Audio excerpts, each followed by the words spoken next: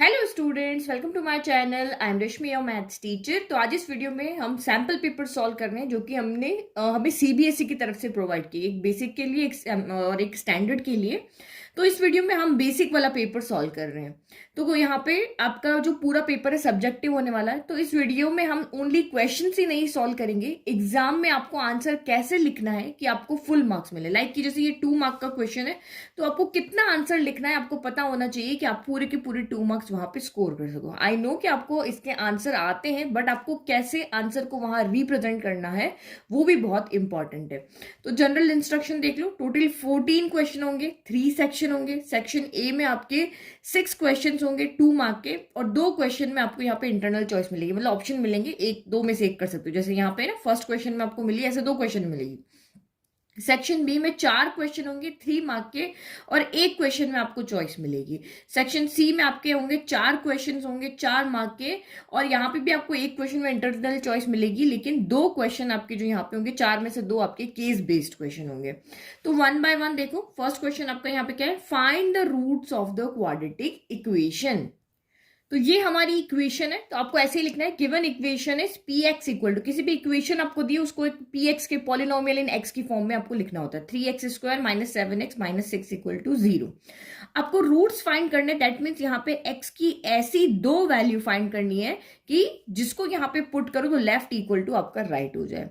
तो ये 2 value find करने का, x की ऐसी 2 वैल्यू जो इसको सेटिस्फाइड कर जाए, मतलब आप यहाँ पे पुट कर लो तो इधर भी 0 आ जाए क्योंकि राइट में 0 है, उसको हम यहाँ पे क्या कहते हैं, रूट्स कहते हैं या जीरोस कहते हैं। तो इस वैल्यू को फाइंड करने के 2 फॉर्मूलाज हमारे पास होते हैं, एक क्वाड्रेटिक फॉर्मूला होता है और एक मिडिल टर्म स्प्लिटिंग होता है। तो आप चाहो जिससे इसको सॉल्व कर सकते हो, बट इस तरह की इक्वेशन को हम मेनली मिडिल टर्म स्प्लिट करके ही सॉल्व करते हैं। तो मिडिल टर्म स्प्लिट कैसे करते हैं, ये जो फर्स्ट टर्म है x² का कॉफिशिएंट ये आपका a होता है, x का कॉफिशिएंट आपका b होता है, और ये कांस्टेंट आपका यहाँ पे क्या होता है, c होता है। इसके साथ साइन नहीं लेने, सारे पॉजिटिव लेने। यहाँ पे a कौन है, 3 है, b कौन है आपका 7 है, और c कौन है आपका यहाँ पे 6 है। तो मिडिल टर्म स्प्लिट करना मतलब अब 7 को हमें यहाँ पे स्प्लिट करना है, तो हमें 2 नंबर ऐसे लेकर के आने कि जिनका प्रोडक्ट जो वो फर्स्ट और लास्ट के प्रोडक्ट के इक्वल है, यानी 6 इंटू 3 कितना हो जाएगा, 18 हो जाएगा। और यहाँ पे क्या साइन है, यहाँ माइनस का साइन है तो p माइनस क्यू आएगा, प्लस का साइन होगा तो p प्लस क्यू होगा। तो p माइनस क्यू किसके इक्वल होना चाहिए, 7 के इक्वल होना चाहिए। ये आपका यहाँ पे, ये आपको साइड में लिख करके देख लेना है। तो आप यहाँ पे 18 जो है उसके फैक्टर बना लो, ऐसे फैक्टर बनाओ कि मल्टीप्लाई करने पर तो 18 है और सब्ट्रैक्ट करने पर 7 है। तो बहुत इजी फैक्टर है। 9 इंटू 2 कितना होता है आपका, 18 होता है। छोटे नंबर के तो आप खुद बना सकते हो, यहाँ पे 1 इंटू 18 होगा, 9 इंटू 2 होगा, 6 इंटू 3 होगा। तो यहाँ पे 9 इंटू 2 लिया क्योंकि 9 माइनस 2 ही यहाँ पर क्या आएगा, 7 आएगा। तो ये 9 एंड 2 आपके यहाँ पे दोनों कंडीशन को सेटिस्फाई कर रहे हैं, मतलब इस 7 की जगह हम यहाँ क्या लिखेंगे, 9 माइनस 2 लिखेंगे, बस और कुछ नहीं करना। फिर आपकी मिडिल टर्म यहाँ पे स्प्लिट हो जाएगी। तो ये आपका यहाँ पे कितना हो जाएगा, 3x² एज इट इज लिखना है, बस 7 की जगह पे अब हमें सिर्फ 9 माइनस 2 लिख दिया। तो 9 minus 2x minus 6 equal to 0। बस इसको अब सॉल्व करते जाना है। तो 3x² माइनस अंदर जाएगा, minus plus minus, 9 as it is, x बाहर है ना, इसके आके चिपक जाएगा, तो ये चिपक गया। फिर माइनस माइनस तो प्लस, फिर 2 एज इट इज, और x इधर से माइनस आ रहा है इधर से आ रहा है, दोनों तरफ से हमला हो रहा है, तो माइनस तो जाके साइन चेंज कर देगा और x कुछ नहीं होगा, उसके साथ आ जाएगा बस। और माइनस का 6 इक्वल टू 0 गया। अब आप यहाँ पे क्या करो, फर्स्ट टू लास्ट टू में से कॉमन लेना है। तो देखो x यहाँ पे 2 है, यहाँ 1 है, तो कॉमन का मतलब क्या होता है, जो कम होगा वो बाहर आ जाएगा। तो एक x बाहर आ गया। यहाँ 3 है, यहाँ 9 है, तो 3 की टेबल में 3 भी आता है, 9 भी आता है, तो 3 बाहर आ गया। तो 3 को पहले लिख देते हैं, ठीक है। तो ये तरीका होता है, नंबर हमेशा पहले लिखते हैं। तो इसमें 3 है, x है, x है, ये 3x² है, यानी 3 इंटू x है, तो ये दोनों बाहर आ गए, अंदर क्या बचा, x बच गया। माइनस एज इट इज बचेगा क्योंकि प्लस वाला बाहर ले तो साइन चेंज होगा नहीं। तो 3 के टेबल में 3 कितने, 9 कितनी बार आया, 3 टाइम आया। तो ये 9x क्या हो जाएगा, 3 इंटू x हो गया। तो ये बाहर चला गया, यहाँ से 3 बच गया। यहाँ जो भी साइन होगा वो बाहर आएगा, प्लस है तो प्लस आ गया। तो 2 कॉमन ले लो, यहाँ पे 2 के टेबल में 2 आता है, 6 भी आता है, बाहर ले लिया। और यहाँ से x बच गया, यहाँ माइनस 2 के टेबल में 6 कितनी बार आया, 3 टाइम आया। फिर आपके जो दोनों ब्रैकेट आपने यहाँ पे कॉमन है, x माइनस 3 ये हमेशा सेम होने चाहिए, इसको आप बाहर लिख लो, और जो कॉमन थे इनको मिला के एक साथ ले लो। तो ये 3x हो गया, और ये प्लस का 2 हो गया, इक्वल टू 0 हो गया। अब हमें यहाँ पे रूट चाहिए, तो एक बार इसको इक्वल 0 रखेंगे, एक बार इसको इक्वल 0 रखेंगे। इन दोनों के प्रोडक्ट से हमें आंसर 0 मिल रहा है, तो या तो ये 0 या ये 0 या फिर दोनों 0 है। तो लिखेंगे यहाँ पे when x minus three equal to zero, तो this implies x equal to कितना हो गया, माइनस थ्री इधर आके प्लस का थ्री हो गया। अब इसको रखो यहाँ पे, when 3x plus two equal to zero, तो दिस इम्प्लाइज 3x कितना हो जाएगा, प्लस का टू इधर आके माइनस का टू हो गया। तो फिर x कितना हो जाएगा, ये यहाँ मल्टीप्लाई में ना रिलेशन चेंज हो जाते हैं, प्लस होगा तो माइनस होगा, मल्टीप्लाई होगा तो डिवीजन में आ जाएगा।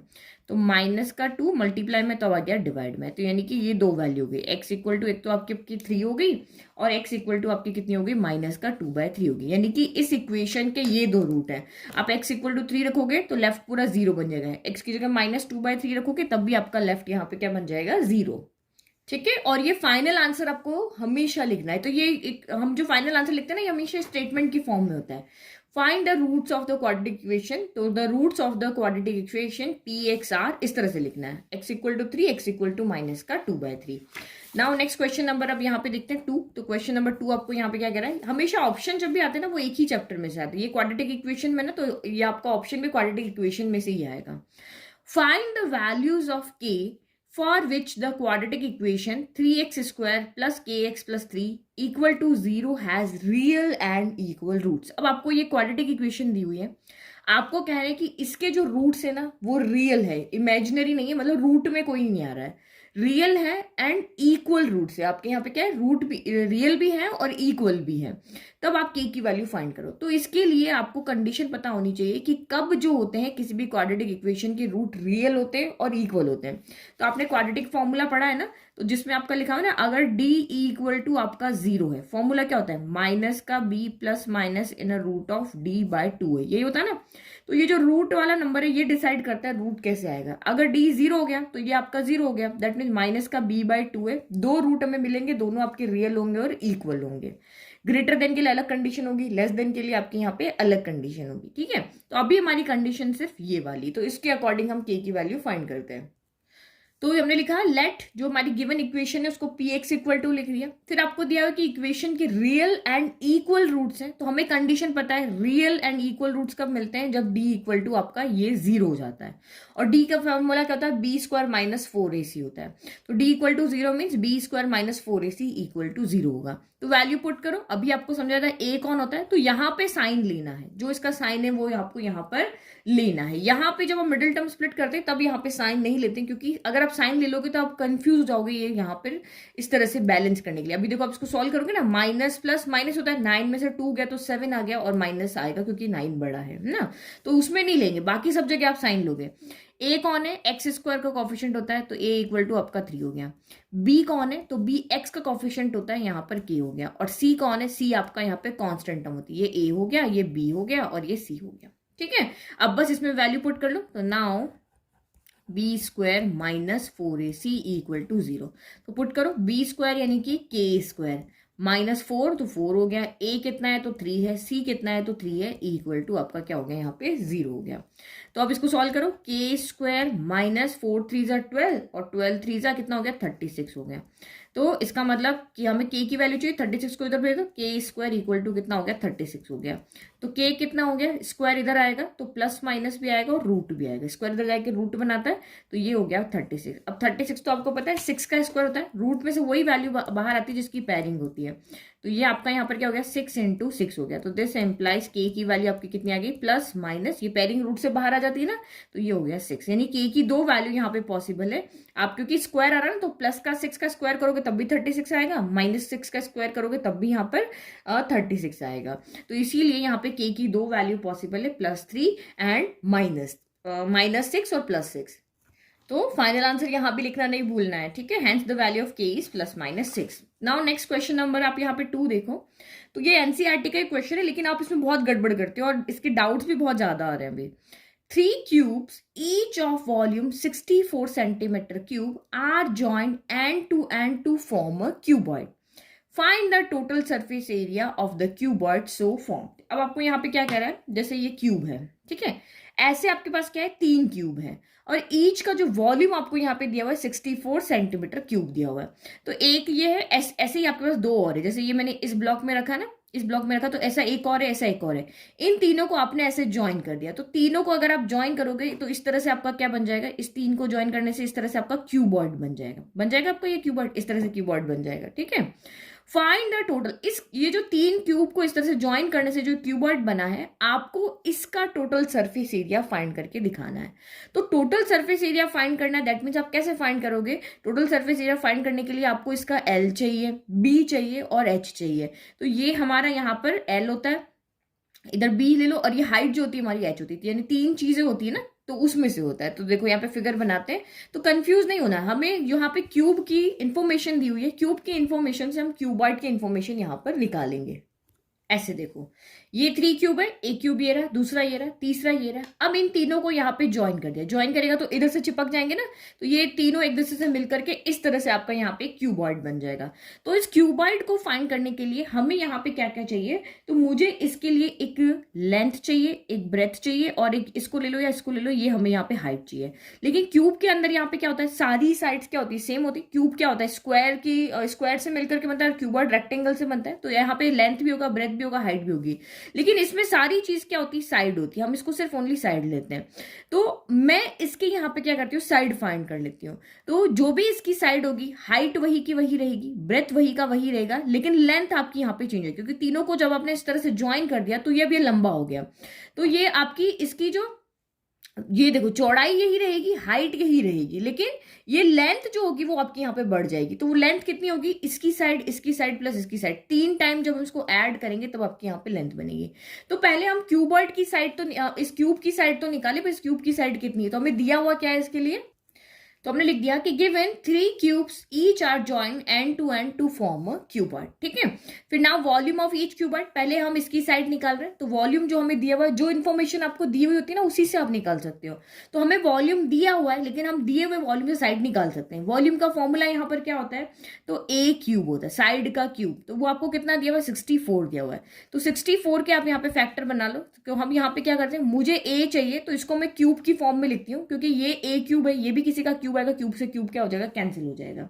तो यहाँ पे 2 के टेबल में 3 टाइम आया, फिर आपका 2 के टेबल में 4 टाइम आया, फिर 2 के टेबल में 1 टाइम आया, फिर आपका 6 टाइम आ गया, फिर 2 के टेबल में ये आपका यहाँ पर आया 2 8 जा 16 हो गया, फिर 2 के टेबल में ये कितनी बार आया? तो ये आपका यहाँ पर आया 4 टाइम है, फिर 2 2 2 1 हो गया। तो देखो ये यहाँ पे अगर मैं देखती हूँ ना, तो ये 4 पावर 3 हो गया, 2 2 जा 4 हो गया, दैट मीन्स 4 1 टाइम, 2 2 जा 4 1, फिर 2 टाइम, फिर 4 3 टाइम, यानी कि ए क्यूब इक्वल टू 64 को हम यहाँ पे क्या लिखते हैं? 4 पावर 3 लिख सकते हैं। तो देखो क्यूब से क्यूब कैंसिल हो गया, तो this implies A equal to यहाँ पे आपका कितना हो गया? 4 आ गया, और सेंटीमीटर क्यूब था ना, तो ये अब सेंटीमीटर हो जाएगा। तो आपकी यहाँ पे क्या हो गई? क्यूब की आपने साइड फाइंड कर दी। तो जो क्यूब की साइड है वही, उसी से क्यूबॉइड बनेगा। तो अगर आपको सिर्फ पिक्चर को यहाँ पे ऑब्जर्व करना है, तो पिक्चर को जब आप यहाँ पे ऑब्जर्व करोगे, नाउ इन क्यूबॉइड के अंदर एच हाइट वही की रही रहेगी भाई, जितना ये आपका क्यूब था उतनी ही हाइट इस क्यूबॉइड की है, तो हाइट आपकी वही की रहेगी, कितनी? 4 की 4 रहेगी। ब्रेथ, चौड़ाई आपकी वही की वही रहेगी, ये चौड़ाई जो है वो भी वही की वही रहेगी, वो भी आपकी 4 रहेगी। लेकिन लेंथ होगी वो अब बढ़ जाएगी, वो इसकी साइड प्लस इसकी साइड प्लस इसकी साइड, यानी 4 + 4 + 4, ये कितनी हो जाएगी टोटल? 4 + 4 + 4, यानी कि 4 + 4 + 4, यानी कि 12 सेंटीमीटर हो जाएगी। अब बस, अब आपको टोटल सरफेस एरिया निकालना ना, उसका फॉर्मूला लगा दो। ये हो गया फॉर्मूला, टोटल सरफेस एरिया का फॉर्मूला आपको सारे याद होने चाहिए। तो ये फॉर्मूला है। अब इसमें आप वैल्यू रखो, 2L कितना है? तो L आपका 12 है, 12 L इंटू बी, तो L 12 इंटू 4 हो गया, तो ये 12 इंटू 4 हो गया। फिर B इंटू एच, तो ये दोनों 4 इंटू 4 हो गया। फिर H इंटू एल, तो ये अगेन आपका कितना हो गया? H 4 है और L कितना है? 12 है। तो इसको सॉल्व करो, तो ये हो गया 12 4 तो 48 हो गया, फिर आपका 16 हो गया, अगेन ये 48 हो गया। तो ये हो गया 2 इंटू, इन सबको आप ऐड करोगे तो 112 आएगा, तो 112 इंटू 2 224 सेंटीमीटर स्क्वायर हो गया। इजी क्वेश्चन था, 2 मार्क्स का क्वेश्चन था, तो इतना आपको यहाँ पे लिखना है। तो यहाँ लिख दोगे final, hence the area of the cuboid is this. ठीक है, तो ये हमने यहाँ पे बना दिया। अब जहां भी पॉसिबल हो ना, वह फिगर आप बना सकते हो। ठीक है, now next question. Next question बहुत इजी क्वेश्चन है, बिल्कुल डायरेक्ट क्वेश्चन है। An inter house cricket match was organised by a school, distribution of runs made by student is given below, find the median runs scored. आपको यहाँ पे data दिया हुआ है, आपको मीडियन फाइंड करना है। तो ये हमारा रन्स स्कोर्ड है, जो पहला होता है वो हमारा एक्स होता है, जो दूसरा होता है, जो हमारी फ्रीक्वेंसी जो होती है उसको हम यहाँ पे एफ से डिनोट करो या वाई से डिनोट कर सकते हो। ठीक है, इसको हम एफ से डिनोट करते हैं। तो ये आपका एक्स है, ये आपका यहाँ पर एफ है। तो अगर आपको मीडियन कैलकुलेट कैलकुलेट करना है तो आपको पता है क्यूमुलेटिव फ्रीक्वेंसी हमें यहाँ पे कैलकुलेट करनी होती है। यही ना, मीडियन के लिए एक ही टेबल बनानी होती है जो कि होती है क्यूमुलेटिव फ्रीक्वेंसी की। तो वो कैसे होती है, तो ये सबसे जो पहला वाला नंबर होता है ना, इसको हम यहाँ पे एज इट लिख, देखो अगर आपने एनसीईआरटी अच्छे से भी नहीं पढ़ा ना, फिर भी यहाँ पे आपको मैं सब सही से बता रही हूँ। पहला नंबर आप एज इट इज लिख लो, फिर इनको 1 बाय 1 ऐड कर दिया, तो 6 + 4 कितना हो गया आपका 10 हो गया। फिर आप इसको इससे ऐड करो तो 10 + 5 कितना हो गया आपका 15 हो गया। फिर इसको इससे ऐड करो तो 15 + 3 कितना हो गया, तो ये आपका यहाँ पर हो गया 18 हो गया।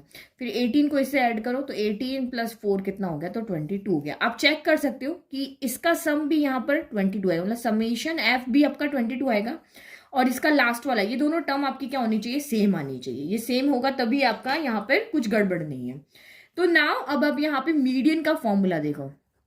मीडियन फाइंड करने का फॉर्मूला आपको याद होना चाहिए, L + n/2 - CF upon F × H। इन सब की वैल्यू आपको आनी चाहिए। तो फर्स्ट आपको क्या चाहिए, यहाँ पे n/2 चाहिए, तो आप n/2 कैलकुलेट कर लो। एंड समेशन n क्या होता है, यहाँ पर समेशन f होता है। सारी फ्रीक्वेंसी का जो सम होगा उसको हम n से डिनोट करते हैं। तो वो कितना आया आपका 22 आया। तो दिस एम्प्लाइज n/2 कितना हो जाएगा, तो 22/2 यानी कि 11 हो गया। ठीक है, तो मीडियन कैलकुलेट करने के लिए हमें पहले मीडियन क्लास निकालनी पड़ती है कि कौन सी इसमें से मीडियन क्लास है।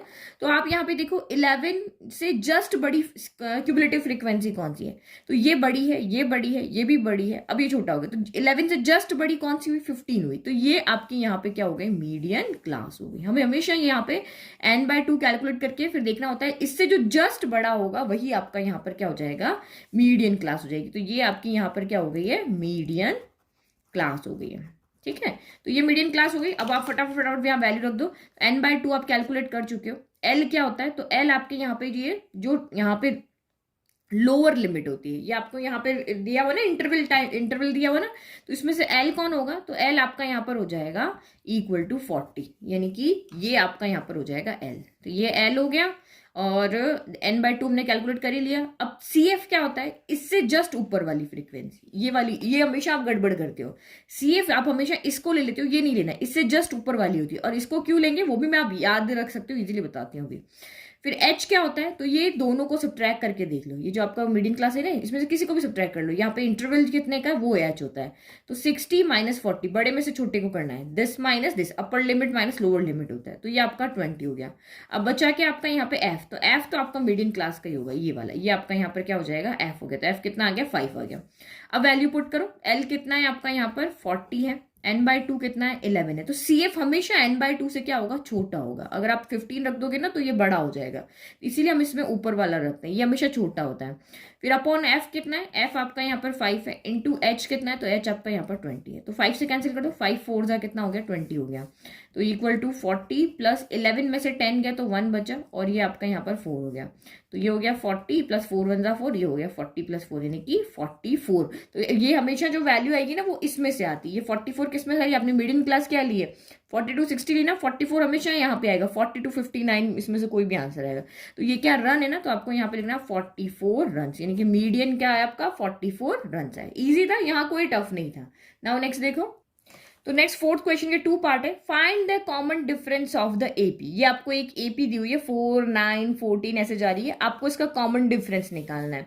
तो कॉमन डिफरेंस निकालने का बहुत सिंपल, कॉमन डिफरेंस यानी कि आपको डी निकालना है। उसका फॉर्मूला क्या होता है, A2 - A1 ले लो। तो ये आपका A1 है, ये A2 है, ये आपका A3 है। तो दिस माइनस दिस भी कर सकते हो, या A3 - A2 भी कर सकते हो। तो हमने A2 - A1 किया, तो 9 - 4 हो गया। तो 9 - 4 आपका यहाँ पर कितना हो गया, तो ये हो गया आपका 5 हो गया। तो ये आपका यहाँ पर क्या हो गया, कॉमन डिफरेंस आ गया। जो हमें यहाँ पे फाइंड करना था ना वो हमारा यहाँ पे आ गया। फर्स्ट पार्ट तो क्वेश्चन का ही हो गया। 2 नंबर का ना, एक आपको पूछा कॉमन डिफरेंस बता दो, हमने बता दिया। फिर नेक्स्ट उसने पूछा if the first term change to 6। अगर आप फर्स्ट टर्म को 4 की जगह पे क्या कर दो, 6 कर दो। आपने यहाँ पे फर्स्ट टर्म को 4 हटा के यहाँ 4 को हटा दिया, क्या कर दिया, 6 कर दिया। And the common difference remains the same. और जो अभी हमने कॉमन डिफरेंस कैलकुलेट किया ना वो नहीं चेंज हो रहा, वो आपका एज इट इज है, 5 का 5 ही है। Then write the new AP. तो बहुत ईजी, कॉमन डिफरेंस को हम ऐड करते जाते हैं और हमारा यहाँ पे आंसर आ जाता है। तो हमने लिख दिया also given the first term changes to 6 and the common difference remains the same then the new AP is. तो A1 न्यू एपी आपकी यहाँ पे क्या होगी, A1 A2 A3, बस इतनी लिखनी इनफ है। तो यहाँ पे आपका A1 तो गिवन है, कितना है, 6 है। A2 कितना होता है, तो A2 आपको पता है A प्लस या A1 प्लस डी होता है। और A3 कितना होता है, तो वो आपका A2 प्लस डी ले लो, या फिर आपका यहाँ पर A प्लस 2D ले लो, कैसे भी आप यहाँ पे कर सकते हो। तो A1 तो हमें मिल गया, A2 कितना हो जाएगा A1 की वैल्यू रखो 6 प्लस कॉमन डिफरेंस कितना है 5, तो A2 आपका यहाँ पर कितना हो गया 11 हो गया। चाहे ये करो चाहे ये करो, कैसे भी कर सकते हो। तो 11 प्लस यहाँ पे क्या A2 कितना 11 है, 11 प्लस डी यानी कि 5 हो गया, तो 11 प्लस 5 आपका यहाँ पे कितना हो गया 16 हो गया। तो ये आपका यहाँ पर हो गया 16। तो 5 का डिफरेंस है, 11 माइनस 6 भी 5 है, 16 माइनस 11 भी 5 है। और इसमें अगर आप रखोगे तो A कितना है आपका 6 है, और 2 इंटू डी कितना है 5 है, तो 5 2 10 हो गया, 10 प्लस 6 आपका फिर से क्या हो गया 11 हो गया। तो न्यू एपी इज आपकी क्या होगी 6, 11, 16, ये आपकी न्यू एपी होगी। तो ये हो गया हमारा 2 मार्क का पूरे answer. Now next question number 5 देखो, मोड से रिलेटेड क्वेश्चन है। The mode of the following frequency distribution is 38, find the value of x. अभी डायरेक्ट क्वेश्चन है कि आप मोड निकालो, ये नहीं कहा, आपको कहा है मोड यहाँ पे 38 है, तब आप इस एक्स की वैल्यू फाइंड करके दिखाओ। तो मोड फाइंड करने के लिए पहले आपको मोड की फॉर्मूला पता होना चाहिए। ये फॉर्मूला होता है L plus F1 minus F0 upon 2 F1 minus F0 minus F2 into H, ये फॉर्मूला पता होना चाहिए। उसके बाद जैसे मीडियन में हमें मीडियन क्लास पता होनी चाहिए, सेम वैसे ही मोड में मोड क्लास पता होनी चाहिए। तो मोड क्लास हम देखते हैं जिसकी हाईएस्ट फ्रीक्वेंसी होती है, बट यहाँ पे तो आपकी यहाँ वेरिएबल एक्स है, तो हमें नहीं पता किसकी फ्रीक्वेंसी ज्यादा होगी, तो हम इसके अकॉर्डिंग देखते हैं। ये जो मोड मीडियन या मीन जो भी आता है ना, वो यहां से आता है, जो आपका एक्स की वैल्यू में से। तो आप देखो 38 कहाँ लाई कर रहा है, तो 38 यहां लाई कर रहा है, 30 to 40 के बीच में होगा, 30, 31, 32, 33, 34, 35, 36, 37, 38, 39, ये यहाँ पे 10 नंबर पूरे होंगे। 30 से लेके 39, 40 जो अपर लिमिट होती है ना, वो इधर ऐड होती है, लोअर लिमिट से लेकर के उससे पहले तक यहाँ होता है। तो इसका मतलब ये आपकी यहाँ पर क्या हो गई मोड क्लास हो गई, क्योंकि 38 यहाँ पे लाई कर रहा है। अगर ये आपकी मोड क्लास है तो लोअर लिमिट ये आपका यहाँ पर एल हो गया, ये जो हमारा फॉर्मूला है उसके अकॉर्डिंग देखो ये एल है ना, तो एल हमेशा मोड क्लास या मिडिल क्लास की क्या होती है लोअर लिमिट होती है। फिर इससे ये वाला जो होगा ना ये 16, ये यहां से शुरू होगा, F0 F1 F2 चाहिए, तो इस ये वाला जो होगा वो F1 होगा, इससे पहले वाला F0 होगा, इसके बाद वाला F2 होगा। तो ये तो आपको 0 1 2 कर लोगे भाई, जो आपका मोड क्लास है उसको 1 लेना है, उससे पहले वाला 0 हो गया, उसके बाद वाला F2 हो गया। तो F1 F2 और F0 मिल गया। अब H यहाँ पे चाहिए, तो H तो आपको पता ही क्या होता है, upper limit minus lower limit, तो 40 माइनस 30 यानी कि आपका 10 हो गया। ठीक है, तो बस हमें सारी वैल्यू मिल गई है। अब इस फॉर्मूले के अंदर आपको क्या करनी है, वैल्यू तो पुट करनी है। तो लोअर लिमिट कितनी आई थी, तो 30 आई थी, तो ये हो गया आपका 30 प्लस F1 माइनस F0, तो 16 माइनस 12 हो गया, तो ये हो गया 16 माइनस 12 हो गया, डिवाइडेड बाय 2F1, तो 2F1 तो 16 इंटू 2 कितना हो गया, तो ये आपका यहाँ पर कितना हो गया 32 हो गया, माइनस F0 अभी हमने लिखा था 12, और F2 कितना है, तो ये आपका यहाँ पर x है, और इंटू H कितना आ रहा, तो 10 आ रहा है। और मोड हमें क्वेश्चन में कितना दिया हुआ 38 दिया हुआ, क्योंकि हमें इस x की वैल्यू निकालनी है, तो मोड हमें दिया हुआ, पूरी इक्वेशन में एक ही वेरिएबल है। अब इसको सॉल्व करो, तो ये 38 हो गया, प्लस का 30 को उधर भेज दो, तो ये माइनस का 30 हो गया, इक्वल टू 16 माइनस 12, तो ये आपका यहाँ पर हो गया 4, 32 में से 12 गया, तो ये आपका हो गया 20 माइनस का x इंटू आपका यहाँ पर क्या हो गया 10 हो गया। तो 38 में से 30 गया, तो 8 इक्वल टू आपका 10 इंटू 4 क्या हो जाएगा 40, डिवाइडेड बाय 20 माइनस x हो गया। ठीक है, नाउ अब आपको नंबर को नंबर से ले जाते हैं। आप देखो यहाँ पे सिंपल तरीका, आप 8 से इसको कैंसिल भी कर सकते हो, 8 की टेबल में 40 आता है ना 5 टाइम, इसको इस तरह से मल्टीप्लाई भी कर सकते हो। नहीं समझ में आता तो इसको इधर ले जाओ, तो 8 into 20 minus X equal to 40 into 1 कितना हो गया 40 हो गया। अब आप 20 माइनस एक्स को तो इधर ही रखो, इस 8 को इधर लेकर आ जाओ, क्योंकि ये पूरा का पूरा कैंसिल हो रहा, तो 8 की टेबल में कैंसिल हो गया 5 टाइम। अब एक्स की वैल्यू चाहिए, तो माइनस का ना इधर ले जाते और प्लस के 5 को इधर ले आते, तो ये प्लस का 5 इधर आके माइनस का एक्स हो गया, माइनस का एक्स उधर जाके प्लस का एक्स हो गया। जिसकी वैल्यू चाहिए भाई वो पॉजिटिव होना चाहिए, तो इसलिए इसको इधर लेकर आ गया। तो 20 माइनस 5 क्या हो गया 15 हो गया, यानी कि एक्स की वैल्यू कितनी हो जाएगी 15 हो जाएगी। तो यहाँ पे फ्रीक्वेंसी कितनी आ जाएगी आपकी 15 आ जाएगी। नाउ नेक्स्ट क्वेश्चन देखो, ये वाला एक्स वाई चैप्टर नंबर 10 से आपका X Y and M N are the tangents drawn at the end points of the diameter DE of the circle with centre O. तो आपको यहाँ पे क्या कह रहा है, एक सर्कल है जिसका सेंटर पॉइंट ओ है, और ये डीई इसका डायमीटर है, सेंटर से पास हो रहा है ना, ये डायमीटर है। और डायमीटर के एंड पॉइंट पे दो टेंजेंट ड्रॉ की हुई, एक टेंजेंट एक्स वाई है, एक टेंजेंट एम एन है। टेंजेंट कौन होती है, जो इसको छू करके जाती है ना, ठीक है। तो आपको प्रूव करना है कि ये जो दोनों टेंजेंट है X Y and M N, ये दोनों क्या है, पैरेलल है। तो बिल्कुल 9th क्लास का क्वेश्चन था। किन्हीं भी दो लाइन को अगर पैरेलल शो करना है तो उसके ऑल्टरनेट एंगल्स आप यहाँ पे क्या कर दो, इक्वल शो कर दो। मतलब कि ये वाला एंगल अगर मैं यहाँ पर इस वाले एंगल के इक्वल कर दूं, ये एंगल 1 इक्वल टू अगर मैं एंगल 2 कर दूं, या फिर ये वाला एंगल मैं इस वाले एंगल के इक्वल प्रूव कर दूं, तो ये मेरी लाइंस क्या हो जाएगी, पैरेलल हो जाएगी। हमेशा ये जो आपके ज्योमेट्री रिलेटेड क्वेश्चंस है ना, इनको आप पहले स्ट्रेटेजी बना लो, ये करेंगे तो ये होगा। तो मुझे एंगल 1 इक्वल टू एंगल 2 यहाँ पर लेकर के आना है, क्योंकि एंगल 1 और एंगल 2 यहाँ पे क्या हो जाएंगे, ऑल्टरनेट एंगल्स हो जाएंगे। अगर ये इक्वल है तो ये लाइंस आपस में क्या हो जाएगी, पैरेलल हो जाएगी। तो आपको यहाँ पे सर्कल की क्या क्या, टेंजेंट एंड सर्कल की क्या क्या प्रॉपर्टी बताए कि अगर हम ओडी लेते, डायमीटर को लेके रेडियस को लेते हैं, अगर किसी रेडियस जो है वो उस पे अगर कोई टेंजेंट है तो आपको पता है वो 90 डिग्री का एंगल बनाती है। रेडियस टेंजेंट के साथ में क्या होती है, tangent is always perpendicular to the radius. तो टेंजेंट हमेशा रेडियस के साथ परपेंडिकुलर होती है, तो ये एंगल भी 90 हो जाएगा, और यहाँ पे भी सेम ये एंगल 90 हो जाएगा, ये भी 90, ये भी 90, दोनों इक्वल हो गए। तो ये आपका यहाँ पे क्या हो जाएगा, आप लिख दो कि भाई ये दोनों इक्वल है, बट ये तो ऑल्टरनेट एंगल्स है, ऑल्टरनेट एंगल्स है, दैट मीन्स कि ये आपके यहाँ पर क्या है, लाइंस आपकी पैरेलल है।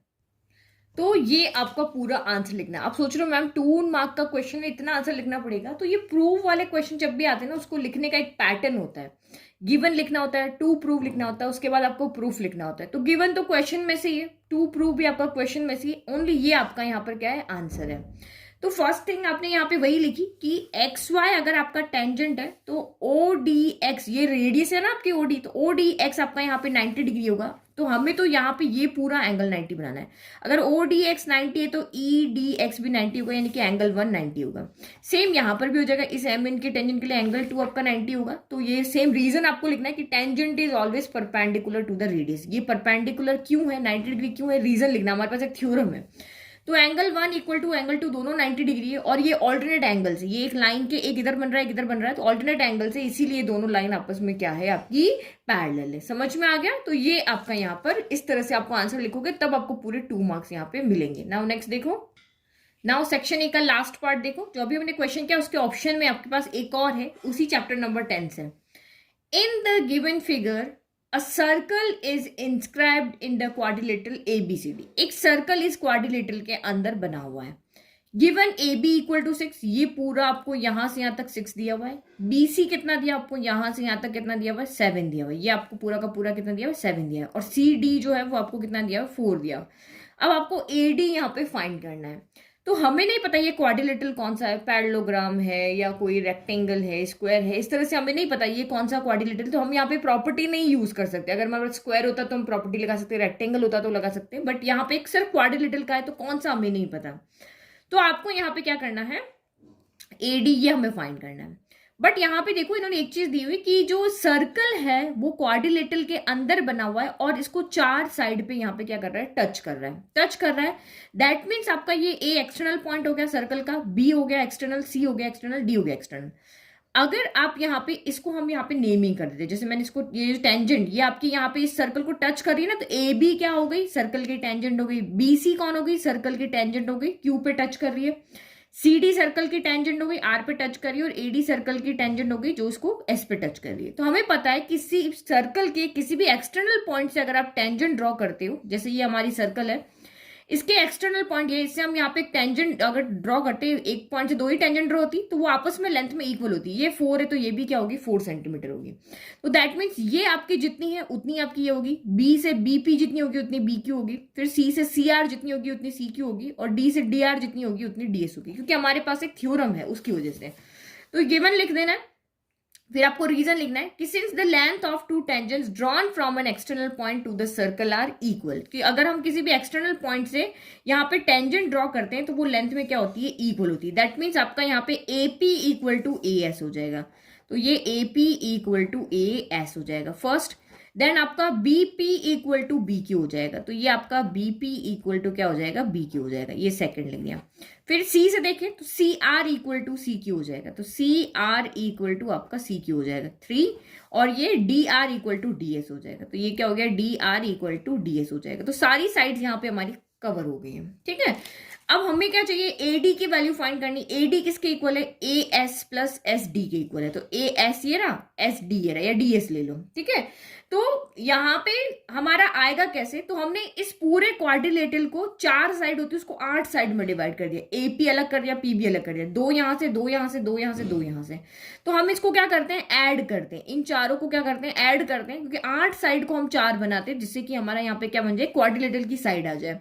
तो एडिंग 1 + 2 + 3 + 4 करें, तो ये क्योंकि ये सारी इक्वेशन एक दूसरे के इक्वल है तो इनको ऐड करोगे, लेफ्ट को लेफ्ट से करोगे, राइट को राइट से करोगे, तब भी वो क्या हो जाएगी, आपस में इक्वल हो जाएगी। जैसे देखो यहाँ पे x = y है, या फिर देखो 2 = 2 है, 3 = 3 है, लेफ्ट को लेफ्ट साइड करो, 3 + 2 5 = 3 + 2 5 हो जाएगा, इस तरह से है यहाँ पे।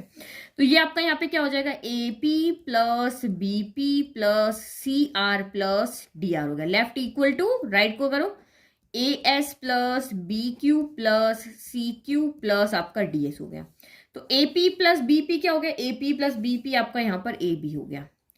फिर CR + DR क्या हो गया, तो ये आपका यहाँ पर CD हो गया। ठीक है, अभी कुछ चीज इसमें ध्यान रखनी हुई बताऊंगी। AS + DS क्या हो गया, तो AS + DS आपका यहाँ पर AD हो गया।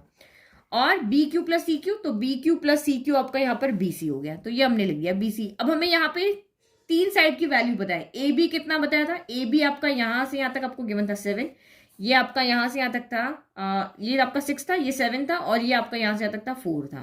तो वैल्यू पुट कर लो, AB कितना है तो 6 है, CD कितना है तो 7 है, इक्वल टू AD हमें फाइंड करना है, और BC कितना है, BC लिखा ना हमने, यस, तो BC, एक सेकंड क्या गड़बड़ किया, AB आपका 6 है, CD आपका 4 है, यस, यहाँ पे क्या आएगा 4 आएगा, तो 6 + 4 आएगा, और ये AD + 7 हो गया।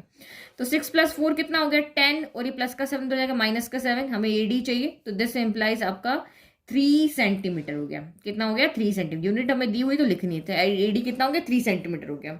अब यहाँ पे अगर आपने गड़बड़ कर दी कि AP = AS लिखा, लेकिन नेक्स्ट वाले में आपने BQ = BP लिख दिया, तो वो गड़बड़ हो जाएगा। तो जब आप यहाँ पे ऐड करोगे तो हमेशा ध्यान रखना, ये वाली साइड और ये वाली साइड ये एक तरफ होनी चाहिए, ये साइड और ये साइड आपकी एक तरफ होनी चाहिए। देखो AP BP एक साइड है, फिर आपका CR DR इधर होगा, तो ये आमने सामने वाली साइड एक तरफ होनी चाहिए और ये अपोजिट साइड आपकी एक तरफ होनी चाहिए, तभी आप ऐड करोगे तो आंसर आएगा, अदरवाइज आप पजल हो जाओगे, कोई सोल्यूशन आपको यहाँ पे मिलेगा नहीं। तो ये सेक्शन ए हमारा कंप्लीट हो गया। नाउ सेक्शन बी देखते हैं। ठीक है, तो सिंपल क्वेश्चन को थोड़ा सा ट्रिकी कर दिया। देखो, एन AP 5 8 11 हैज 40 टर्म्स। कोई भी एक AP है 5 8 11 इस तरह से जा रही है, इसमें टोटल नंबर ऑफ टर्म्स कितनी 40 है, फर्स्ट है, सेकंड है, थर्ड है, फिर फोर्थ फिफ्थ, ऐसा करके टोटल इसमें 40 टर्म्स है। फाइंड द लास्ट टर्म, हमें लास्ट टर्म, तो इसमें आपको टोटल का है भाई 40 टर्म है, तो लास्ट टर्म कौन सी होगी 40 टर्म होगी, 40th नंबर पे जो होगी वो आपकी लास्ट टर्म होगी, हमें वो फाइंड करनी। पहले यहां तक करें, फिर आगे क्वेश्चन का पार्ट बाद में देखते हैं। तो गिवन AP लिखो। तो देखो ये हमारी AP है जिसमें आपको कहा है 40th टर्म, 40वें नंबर पे कौन सी टर्म आएगी वो फाइंड करके दिखाओ। तो आप बहुत कंफ्यूज होते हो यहाँ पे। देखो, किसी भी टर्म जब भी फाइंड करने का है तो एक ही फॉर्मूला होता है बस, AN = A + N - 1 × D, ये आपका फॉर्मूला। दो ही तो फॉर्मूले हैं इस चैप्टर के अंदर, एक AN वाला है, एक SN वाला है। ठीक है, तो अब आपको यहाँ पे ये क्या कह रहा है कि आप इसकी 40th टर्म फाइंड करो। तो 40th टर्म का दो, A आप निकाल लोगे, A कौन होती है फर्स्ट टर्म, तो 5 है, D कौन होता है, तो this minus this, A2 - A1, तो 8 - 5 यानी कि 3 हो गया। ठीक है, A पता चल गया, D पता चल गया। अब N = यहाँ पे क्या है, ये N है 40 या AN है, तो आपको यहाँ पे n क्या होता है फर्स्ट टर्म, तो n = 1, n = 2 mean second term, n = 3 mean third term.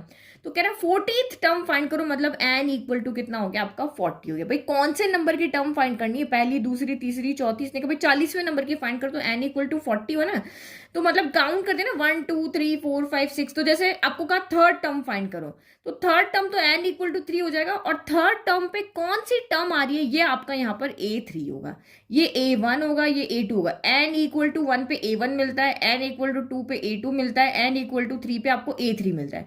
Same आपको n = 40 पे क्या मिलेगी 40th टर्म यहाँ पर मिलेगी। तो n और an में आपको कंफ्यूज नहीं होना है, क्या फाइंड करने के लिए कहा है।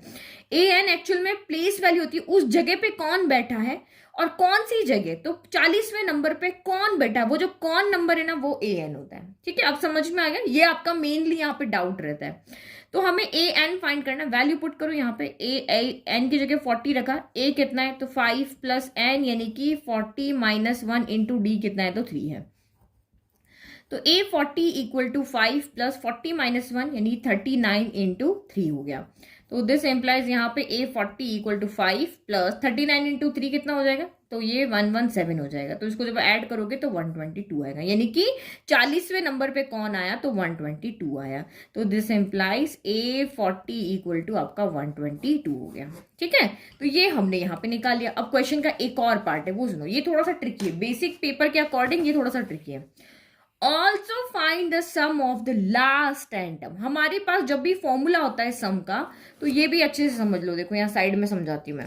जब आपके पास सम के कितने फॉर्मूले, दो फॉर्मूले, एक तो S N equal to N by two, 2a plus N minus 1 into D, और एक हमारे पास है S N equal to N by two first term plus last term, ये दो फॉर्मूले।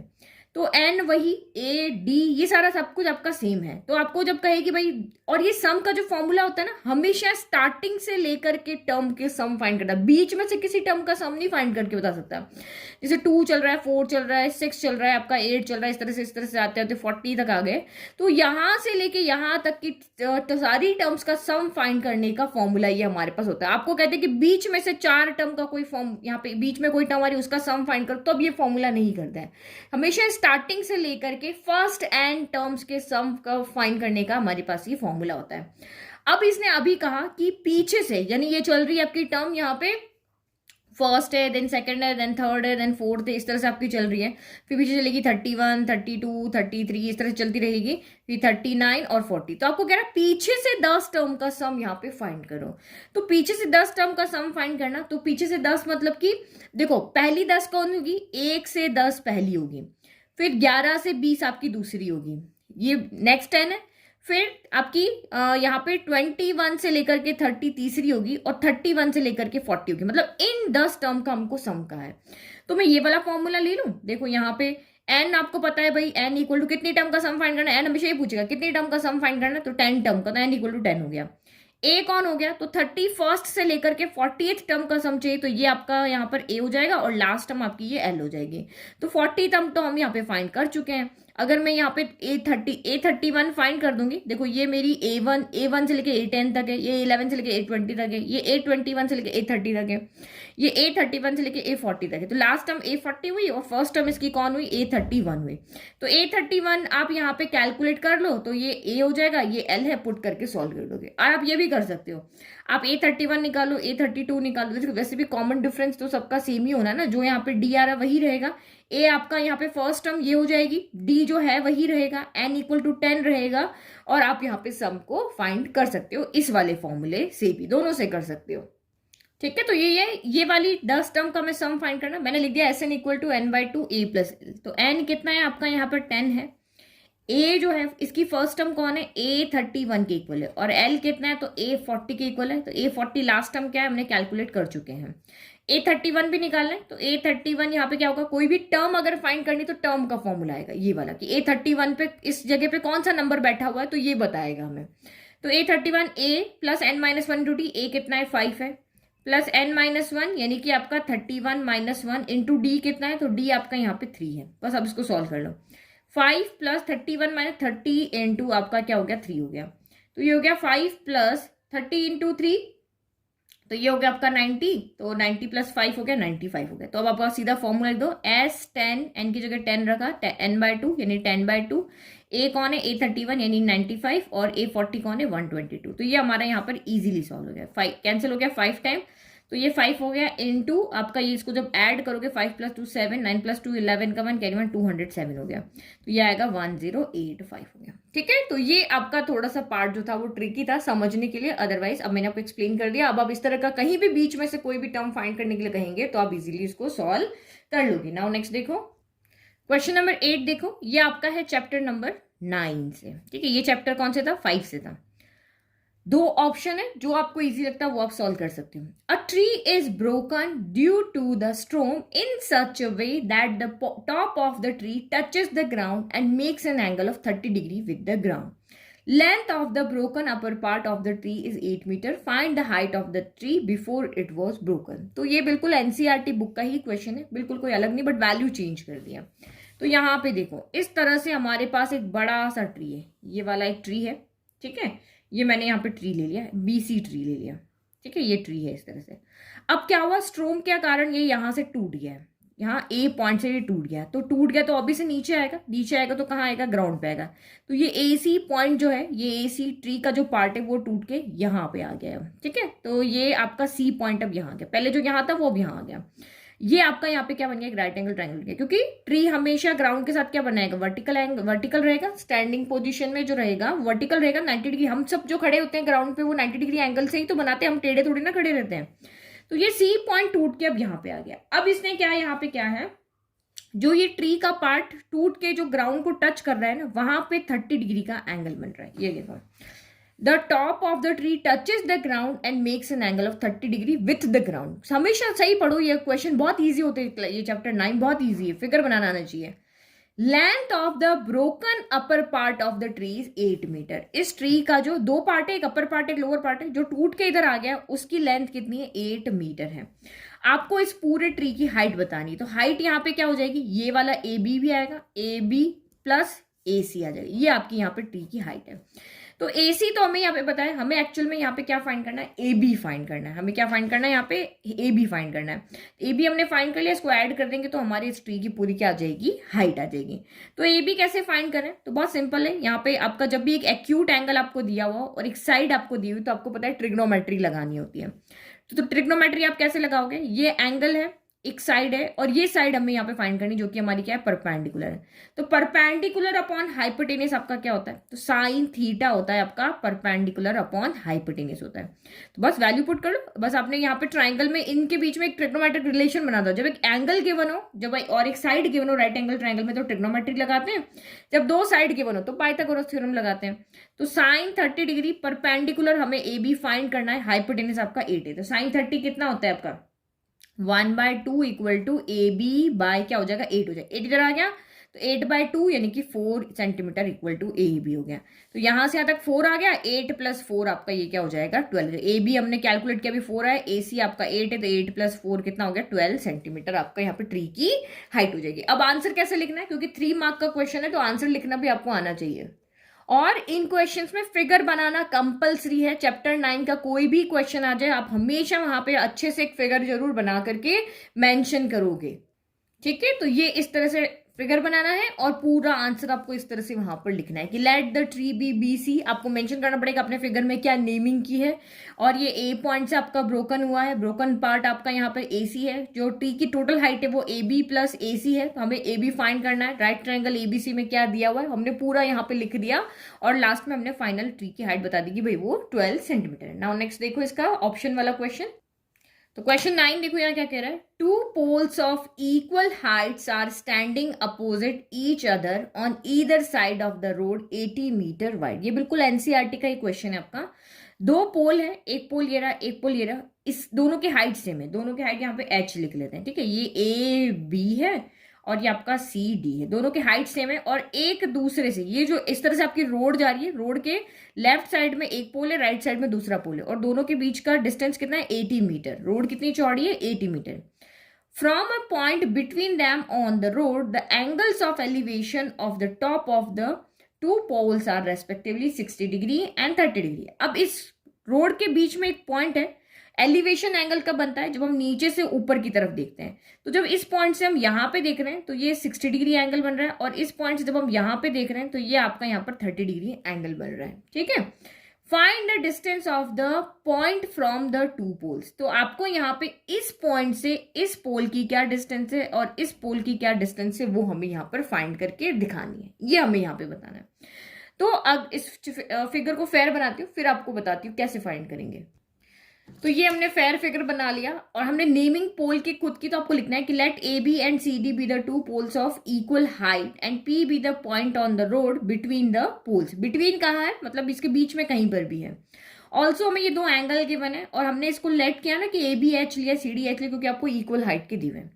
अब आप यहाँ पे देखो, ये भी आपका राइट ट्रायंगल है 90 डिग्री, और ये भी आपका क्या है, राइट ट्रायंगल। राइट ट्रायंगल क्यों, क्योंकि पोल ग्राउंड के साथ वर्टिकल स्टैंड करेंगे, जो भी चीज ग्राउंड वर्टिकल स्टैंड करेगी वो 90 डिग्री का एंगल ही यहाँ पर बनाएगी। तो अगर मैं इस वाले ट्रायंगल में देखूं तो मेरे पास एक एक्यूट एंगल है 60 डिग्री है, ये चीज मुझे यहाँ पे फाइंड करनी है, बट एक साइड मुझे कहीं पर भी नहीं गिवन है, क्योंकि मैंने कहा था अभी ट्रिग्नोमेट्री तभी लगेगी जब एक एक्यूट एंगल हो और एक साइड हो, तीनों में से कोई भी एक साइड आपको यहाँ पता होनी चाहिए। तो मुझे तो ना तो इस ट्राइंगल में पता है ना इस ट्राइंगल में पता है, मुझे टोटल यहाँ पे पता है। तो इस टोटल को हम 2 पार्ट में डिवाइड करते हैं। कैसे? लेट की अगर बीपी मेरी एक्स है, यहां से यहां तक की अगर एक्स है, तो ये कितनी हो जाएगी? ये मेरी 80 माइनस एक्स नहीं हो जाएगी भाई? ये मेरी एक्स है, अगर ये 80 है, ये टोटल 80 है, अगर ये 30 है तो 80 माइनस 30 50 हो गया ना, क्योंकि 50 प्लस 30 तो 80 बनाएगा, यही होगा ना। आप इन दोनों को ऐड करके देखो, आपका फिर से 80 आएगा। तो जो गिवन इन्फॉर्मेशन थी वो एवर ही नहीं दी, उसको यूज करना होता है। तो ये हमें 80 दिया है, तो हमने लेट माना कि ये एक्स है तो ये 80 माइनस एक्स होगा, अगर ये एक्स होगी तो ये 80 माइनस एक्स होगी। ठीक है, अब मुझे ट्राइंगल में एक साइड पता है, क्योंकि ये पता है, क्योंकि ये हमें गिवन में से हमने निकाली, ये पता है, एंगल पता है। अब हम यहाँ पे एच को क्या कर सकते हैं? कैलकुलेट कर सकते हैं। 1 बाय 1 यहाँ पे ट्राइंगल लेते हैं। तो फर्स्ट हम यहाँ पे लेते हैं in triangle A B P. In triangle A B P perpendicular आपको फाइंड करना है, बेस आपको दिया हुआ है। तो P अपॉन बी का रिलेशन कहाँ होता है? तो टेन थीटा इक्वल टू आपका यहाँ पर क्या होता है? P अपॉन बी होता है। थीटा कितना है आपका? 60 डिग्री। तो tan 60 degree equal to perpendicular हमने h लिया है, b हमने यहाँ पे x लिया है। तो टेन 60 कितना होता है आपका यहाँ पर? तो टेन 60 होता है आपका √3। तो ये कितना हो गया? √3 equal to h upon X हो गया। अभी आगे हम इसको सॉल्व नहीं करते, यही छोड़ देते, जिसकी जरूरत होगी तब देखेंगे। नेक्स्ट ट्राइंगल अपने PCD लिया, इधर वाला, वहां पे भी परपेंडिकुलर हमें फाइंड करना है, बेस दिया हुआ है। तो P अपॉन बी ले लो या B अपॉन P ले सकते हो। B अपॉन P लोगे तो कॉट होगा, P अपॉन बी लोगे तो टेन होगा। तो टेन 30 हो गया, टेन 30 1 बाय √3 होता है, h अपॉन 80 माइनस एक्स होता है। तो आप यहाँ पे देखो, इन दोनों को इक्वेट करके हमें x की वैल्यू लानी है, दो वेरिएबल ना, x की वैल्यू लानी है। तो यहाँ पे सबसे सिंपल तरीका होता है कि यहाँ भी h है, यहाँ भी h है, इस इक्वेशन को भी h के इक्वल लिखते हैं, इसको भी h के इक्वल लिखते हैं। दोनों के लेफ्ट या राइट इक्वल होंगे तो अदर चीज इक्वल हो जाएगी। देखो, इसको h के इक्वल लिखोगे तो x इधर चला जाएगा, तो ये √3x इक्वल टू आपका h हो गया। ठीक है, और इधर अगर आप सॉल्व करोगे तो h तो यहाँ ये उधर चला जाएगा, तो ये डिवाइड में यहाँ मल्टीप्लाई हो जाएगा। तो 80 माइनस एक्स अपॉन क्या हो जाएगा? √3। ये आपका यहाँ h हो गया। तो ये इक्वेशन 2 गई। तो देखो, ये भी h के इक्वल है, ये भी h के इक्वल है, दोनों के राइट इक्वल है, तो दोनों के लेफ्ट भी यहाँ पे क्या हो जाएंगे? इक्वल हो जाएंगे। तो from first and second we have √3x equal to 80 minus X upon कितना हो गया? √3 हो गया। ये हमने इक्वेट कर लिया। अब √3 को इधर लेके चले जाओ, तो √3 इंटू √3 क्या हो जाएगा? 3x equal to 80 minus x हो जाएगा।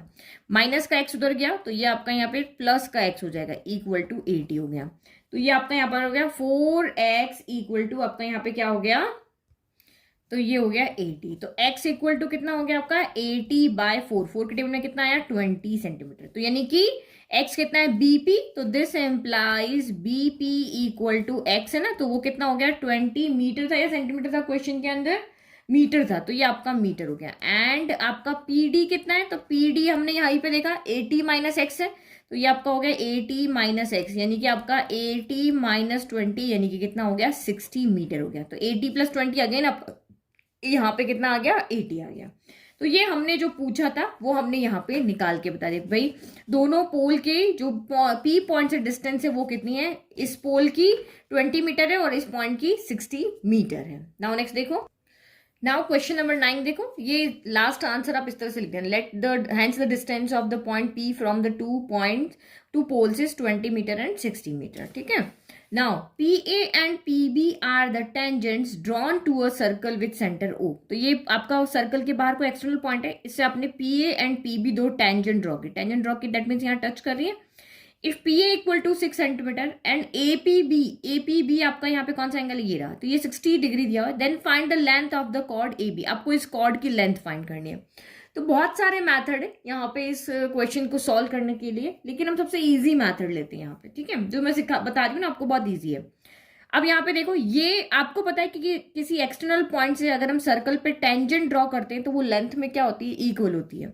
ये 6 है तो ये भी क्या हो जाएगी? 6 सेंटीमीटर, क्योंकि हमारी थ्योरम से कि length of tangents drawn from an external point are equal.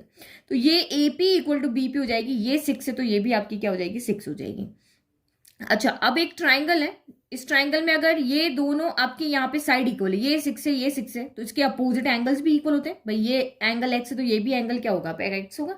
आपको पता है ना आइसोसेलेस ट्राइंगल होगा ना भाई, किसी भी ट्राइंगल की अगर दो साइड इक्वल है तो वो एक आइसोसेलेस ट्राइंगल हो गया। और आइसोसेलेस ट्राइंगल की प्रॉपर्टी होती है कि अगर साइड इक्वल है तो उसके अपोजिट एंगल इक्वल होंगे, एंगल इक्वल है तो उसके अपोजिट साइड इक्वल होगी।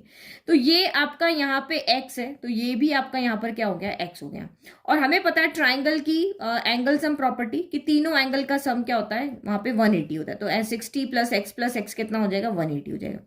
तो इसको सॉल्व करके जब एक्स की वैल्यू निकालोगे तो वो आपकी यहाँ पे क्या आएगी, 60 डिग्री आएगी। 2x इक्वल टू इधर जाएगा 120 हो गया, तो x इक्वल टू 120/2 तो आपका 60 हो जाएगा।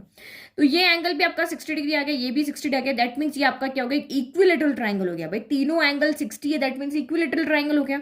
इक्विलेटरल ट्राइंगल की तीनों साइड्स क्या होती है, इक्वल होती है। ये 6 है, ये 6 है, तो ये भी कितनी हो जाएगी, आपकी 6 हो जाएगी। तो ये हमने यहाँ पे शो कर दिया कि ये एक इक्विलेटरल ट्राइंगल है। अदरवाइज आप यहाँ पे एक और कर सकते हो कि जब हम यहाँ पे सर्कल के सेंटर से यहाँ पे लाइन ड्रॉ करते हैं तो वो इस एंगल को 2 इक्वल पार्ट में डिवाइड करती है। तो आप ट्रिग्नोमेट्री लगा करके भी यहाँ पे साइड फाइंड करते हो। ये जो लाइन हम इस तरह से ड्रॉ करते हैं ये इसको भी 2 पार्ट में डिवाइड करती है, साइड को भी 2 पार्ट में डिवाइड करती है। तो आप ट्रिग्नोमेट्री, एक एक्यूट एंगल 60 का आधा यहाँ 30 हो जाएगा, एक साइड पता है, एक एंगल पता है, तो आप यहाँ पे इजिली इस साइड को निकालोगे, इसकी डबल कर दोगे तो वो भी आ जाएगी। तो दोनों तरीका है, जो आप करना चाहो उससे आप सॉल्व कर सकते हो। ठीक है, तो आंसर मैंने आपको बता दिया था कैसे आया। अब लिखना कैसे एग्जाम में वो ये रहा कि we have P A and P B are tangents of the circle. P A and P B इसकी टेंजेंट्स है, जो हमें गिवन है वो हमेशा पहले लिखना होता है। In triangle A P B, P A equal to P B होगा क्योंकि रीजन है tangents drawn from an external point to the circle are equal. फिर एंगल 1 इक्वल टू एंगल 2 आपका एक्स होगा क्योंकि angle opposite to equal sides of a triangle are equal. तो फिर हमने वही एंगल सम प्रॉपर्टी लगा दी, एंगल एक्स आपका यहाँ से 60 डिग्री आ गया। तीनों एंगल आपके यहाँ पे इक्वल है क्योंकि हमने कैलकुलेट करके बताया ना भाई, x इक्वल टू 60 तो 1 भी 60, 2 भी 60 और एक गिवन है वो भी 60। दैट मीन्स इक्विलेटरल ट्राइंगल हो गया। और हमें पता है इक्विलेटरल ट्राइंगल की सारी साइड्स क्या होती है, इक्वल होती है। तो तीनों साइड्स इक्वल है, इसका मतलब कॉर्ड की जो लेंथ हो गई वो कितनी आ गई आपकी, 6 सेंटीमीटर यहाँ पे आ गई। समझ में आ गया। नाउ नेक्स्ट देखो question number 10, the sum of the squares of 3 positive numbers that are consecutive multiples of 5 is 725। Find the 3 numbers. ये आपका यहाँ पर क्वाड्रेटिक इक्वेशन में से चैप्टर में से क्वेश्चन है। सम करना है किसका, पहले स्क्वायर करना है किसका, 3 पॉजिटिव नंबर्स का। आपको यहाँ पे क्या कह रहा है, 3 पॉजिटिव नंबर से उनका स्क्वायर करो फिर उनका सम करो। लेकिन वो 3 पॉजिटिव नंबर कैसे हैं, वो कंसेक्यूटिव नंबर्स हैं और 5 के मल्टीपल हैं। तो कंसेक्यूटिव नंबर का मतलब होता है लगातार, जैसे 1 2 3 हो गया, 4 5 6 हो गया, 8 9 10 हो गया, जो कंटिन्यूटिव में आते हैं। लगातार नंबर जो होते हैं उनको कंसेक्यूटिव नंबर कहते हैं। तो लेट द 3 कंसेक्यूटिव नंबर हम यहाँ पे वेरिएबल की फॉर्म में क्या लेते हैं, जैसे आप यहाँ पे ले रहे हो ना, 1 लिया, देन 2 लिया, देन 3 लिया। तो कंसेक्यूटिव नंबर पहला अगर आपका x है तो दूसरा 1 में क्या ऐड करेंगे कि 2 मिलेगा, 1 ऐड करने पर। तो हमने x लिया तो उसमें क्या ऐड करेंगे, 1 ऐड करने पर हमें दूसरा मिलेगा। फिर इसमें एक और 1 ऐड करोगे, कंसेक्यूटिव नंबर हमेशा 1 1 ऐड करने से मिलते हैं। तो इसमें 1 ऐड करोगे तो x + 1 + 1 यानी x + 2। ये हमारे 3 कंसेक्यूटिव नंबर है। x की जगह आप यहाँ पे 1 पुट करोगे तो 1 2 3 हो जाएगा, 3 पुट करोगे तो 3 4 5 हो जाएगा, 10 पुट करोगे तो 10 11 12 इस तरह से हो जाएगा। तो ये हमारे 3 कंसेक्यूटिव नंबर्स होते हैं। ठीक है, अब इसने कहा कि 3 नंबर लिख लिए, लेट 3 कंसेक्यूटिव नंबर्स हमारे ये होते हैं। अब इसने कहा क्वेश्चन में कि बट वो 5 के मल्टीपल होने चाहिए। कंसेक्यूटिव मल्टीपल्स किसके होने चाहिए, 5 के। तो अब इन सारे नंबर्स को आप 5 से मल्टीप्लाई कर दो। तो ये 5x हो गया, ये आपका 5x + 1 हो गया, और ये 5x + यहाँ पे क्या हो गया, 2 गया। तो अगर आपने 1 2 3 लिया है तो 5 1 = 5, 5 2 = 10, 5 3 = 15 हो गया, यानी 5 10 15 हो जाएगा। इस तरह से हो गया। अब आपको यहाँ पे कंडीशन क्या दी है कि उनके स्क्वायर का सम जो है वो 725 है। सम ऑफ स्क्वायर्स ऑफ 3 नंबर्स क्या है, 725 है। तो स्क्वायर करो, पहले 5x का स्क्वायर किया, फिर 5x + 1 का यहाँ पर स्क्वायर किया, फिर आपने यहाँ पे 5x + 2 का यहाँ पे स्क्वायर किया, और इन सब का बाद में क्या करना है, सम करना है। तो किसकी इक्वल आ रहा है, 725 के आ रहा है। बस अब इसको सॉल्व करोगे तो x की वैल्यू मिल जाएगी, यहाँ पुट करोगे तो वो तीनों नंबर हमें मिल जाएंगे। हमें 3 नंबर्स ही तो फाइंड करने हैं। तो लेट 3 नंबर्स हमने ये बना लिए, पूरा कर लिया। अब x की वैल्यू लाएंगे, यहाँ पुट करके हम नंबर्स बता देंगे। तो 5 का स्क्वायर क्या हो गया, 25, x का स्क्वायर x² हो गया। अगेन 5 का स्क्वायर क्या हो गया 25 और ये x प्लस 1 का स्क्वायर हो गया। अगेन 5 का स्क्वायर 25 और ये यहाँ पर x प्लस 2 का स्क्वायर हो गया इक्वल टू 725 हो गया। तो देखो 25 यहाँ भी है, यहाँ भी है, यहाँ भी हम कॉमन ले लें, तो मैंने यहाँ से कॉमन ले लिया, तो यहाँ से क्या बचा एक्स स्क्वायर बचा, यहाँ से x प्लस 1 का स्क्वायर बचा, यहाँ से आपका x प्लस 2 का स्क्वायर बचा इक्वल टू 725 हो गया। 25 को इधर भेज दें, एक क्वाड्रेटिक इक्वेशन हमें यहाँ से बनानी, स्क्वायर स्क्वायर मिल रहा है, क्वाड्रेटिक इक्वेशन ही बनेगी। तो ये एक्स स्क्वायर हो गया, ये 25 को मैं इधर भेज दूंगी। फिर a प्लस बी का स्क्वायर, तो a square plus B square plus 2ab हो गया, a square B square 2ab 2 into 1 into X हो गया। फिर यहाँ पे एक्स स्क्वायर 2 का स्क्वायर 4 हो गया और ये 4x, a square plus B square plus 2ab equal to आपका 725 डिवाइडेड बाय 25 हो गया। तो कैंसिल कर लो, 25 के टेबल में ये 72 है ना, तो 2 टाइम 50 आया। फिर आपका यहाँ पे से 12 बच गया, 12 बच गया तो 125 हो गया ना, 125 नहीं और 225 हो गया तो 9 टाइम आ जाएगा। ठीक है, तो ये आपका 29 हो गया। तो अब इसको ऐड करो, X square x square x square 3 time x square तो 3x स्क्वायर हो गया, 2x प्लस 4x तो ये आपका यहाँ पर 6x हो गया। फिर 4 प्लस 1 तो ये 5 हो गया, 29 को इधर भेजेंगे तभी आपका ये इक्वेशन बनेगी, तो ये आपका यहाँ पे ये हो गया। तो ये हो गया आपका 3x स्क्वायर प्लस 6x, 29 में से 5 गया तो 24 बचा, लेकिन साइन नेगेटिव आएगा क्योंकि 29 बढ़ा। अभी भी देखो 3 कॉमन आ रहा है, 3 की टेबल 3 आता है, 6 आता है, 24 आता है, 3 कॉमन ले लो, एक्स स्क्वायर हो गया, 3 2 जा 6 हो गया और ये 3 8 जा 24 हो गया इक्वल टू 0। ये इधर जाके 0 हो जाएगा, तो हमारी फाइनल क्वाड्रेटिक इक्वेशन बनी है X square plus 2x minus 8 equal to 0। अब इसको हमें यहाँ पे सॉल्व करना है, तो चाहे तो मिडिल टर्म स्प्लिट करके सॉल्व करो, चाहे क्वाड्रेटिक फॉर्मूला लगा लो। मैं मिडिल टर्म स्प्लिट करती हूँ। a कौन है, एक्स स्क्वायर का कोफिशिएंट 1, b कौन है तो आपका x कोफिशिएंट 2, c कौन है -8 है, बट जब मिडिल टर्म स्प्लिट करते हैं तब पॉजिटिव लेते हैं। अब हमें दो नंबर ऐसे चाहिए जिनका प्रोडक्ट फर्स्ट एंड लास्ट के यानी 8 इंटू 1 8 के इक्वल हो। यहाँ साइन क्या माइनस, तो p माइनस क्यू आपका b यानी कि 2 होना चाहिए। तो बहुत ईजी है, 4 इंटू 2 क्या होता है 8 होता है और 4 माइनस 2 क्या होता है 2 होता है। तो मतलब इस 2 की जगह हमें क्या रखना है 4 माइनस 2 रखना है। X square plus 4 minus 2 into X minus 8 equal to 0। Solve करो, एक्स स्क्वायर प्लस तो अंदर जाएगा तो वही रहेगा, प्लस 4x आके चिपक जाएगा, minus 2x minus 8 equal to 0। First 2 last 2 में से कॉमन लो, तो यहाँ से x कॉमन लिया, देखो यहाँ कुछ नहीं होता है, ये प्लस है ना तो इनके साइन सेम रहेंगे, प्लस का 4 प्लस का ही रहेगा, माइनस का 2 माइनस का ही रहेगा, x आके चिपक जाएंगे। जब नेगेटिव होते तो साइन इनके चेंज हो जाते हैं। इन दोनों में से x कॉमन लिया तो यहाँ x प्लस 4 बचा, यहाँ माइन जो भी साइन यहाँ होगा वो बाहर आएगा, फिर 2 भी बाहर आएगा क्योंकि 2 के टेबल 2 भी आता है 8 भी आता है। तो ये नेगेटिव था तो पॉजिटिव हो गया, ये भी नेगेटिव था तो पॉजिटिव हो गया और 2 बाहर है इसलिए 4 बच गया। तो ये हो गया x प्लस 4 हो गया और ये x माइनस का 2 हो गया। तो एक बार 1 बाय 1 रखो, when x plus 4 equal to 0 तो this implies x equal to minus का 4 हो गया। Next when x minus 2 equal to 0 तो this implies x equal to, यहाँ पे माइनस का 2 तरह के प्लस का 2 के। तो हमें यहाँ से x की 2 वैल्यू मिली है। अब देखो क्वेश्चन में क्या कहा है कि वो जो नंबर्स है ना वो पॉजिटिव नंबर्स है, हमारे नंबर्स क्या है पॉजिटिव नंबर्स है।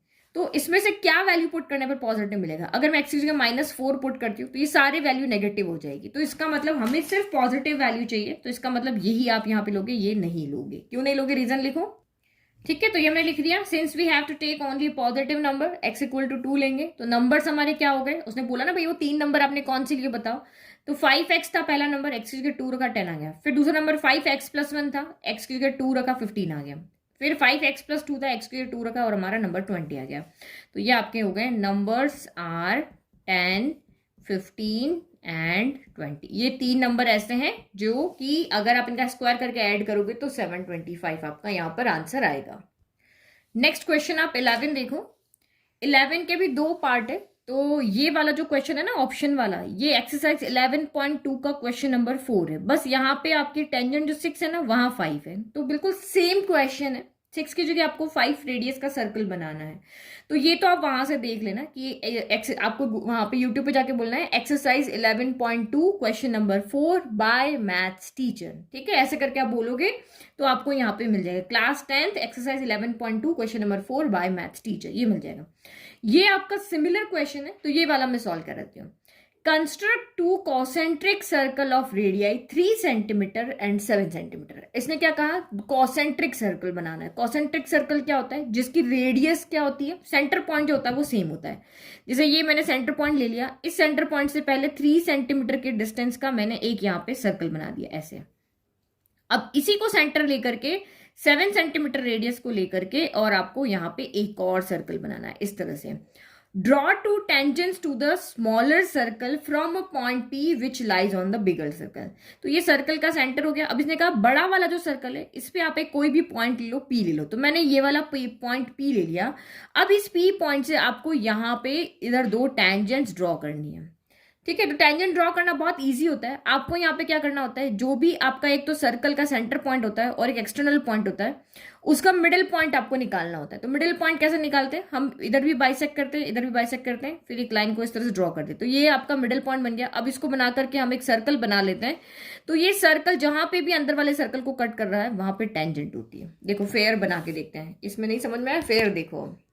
तो सबसे पहले हमें 3 सेंटीमीटर रेडियस का सर्कल बनाना है ना, तो 3 सेंटीमीटर रेडियस का सर्कल बनाते हैं। तो आपको रूल, आपके ये कंपास को ऐसे ओपन करना, 0 से लेकर के 3 सेंटीमीटर तक इसको खोल लेना। खोल लिया। अब आप यहाँ पे क्या कर लो, एक सर्कल बना लो। ये मैंने यहाँ पे सर्कल बना दिया 3 सेंटीमीटर रेडियस का। डायमीटर बोला है तो उसका आधा करना, रेडियस बोला है तो उसका आपको पूरा खोलना है।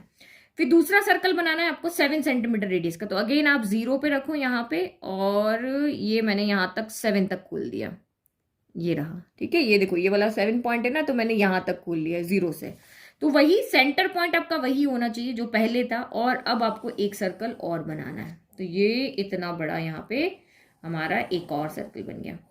ठीक है, तो ये हमारा यहाँ सर्कल बन गया। अब इसके बाद यहाँ पे देखो, ठीक है, ये सर्कल का सेंटर हमारा O है। अब आपको कहा कि ये एक 3 सेंटीमीटर रेडियस का है और ये 7 सेंटीमीटर रेडियस का सर्कल है। अब आप यहाँ पे बाहर वाले सर्कल पे कहीं भी एक पॉइंट P ले लो।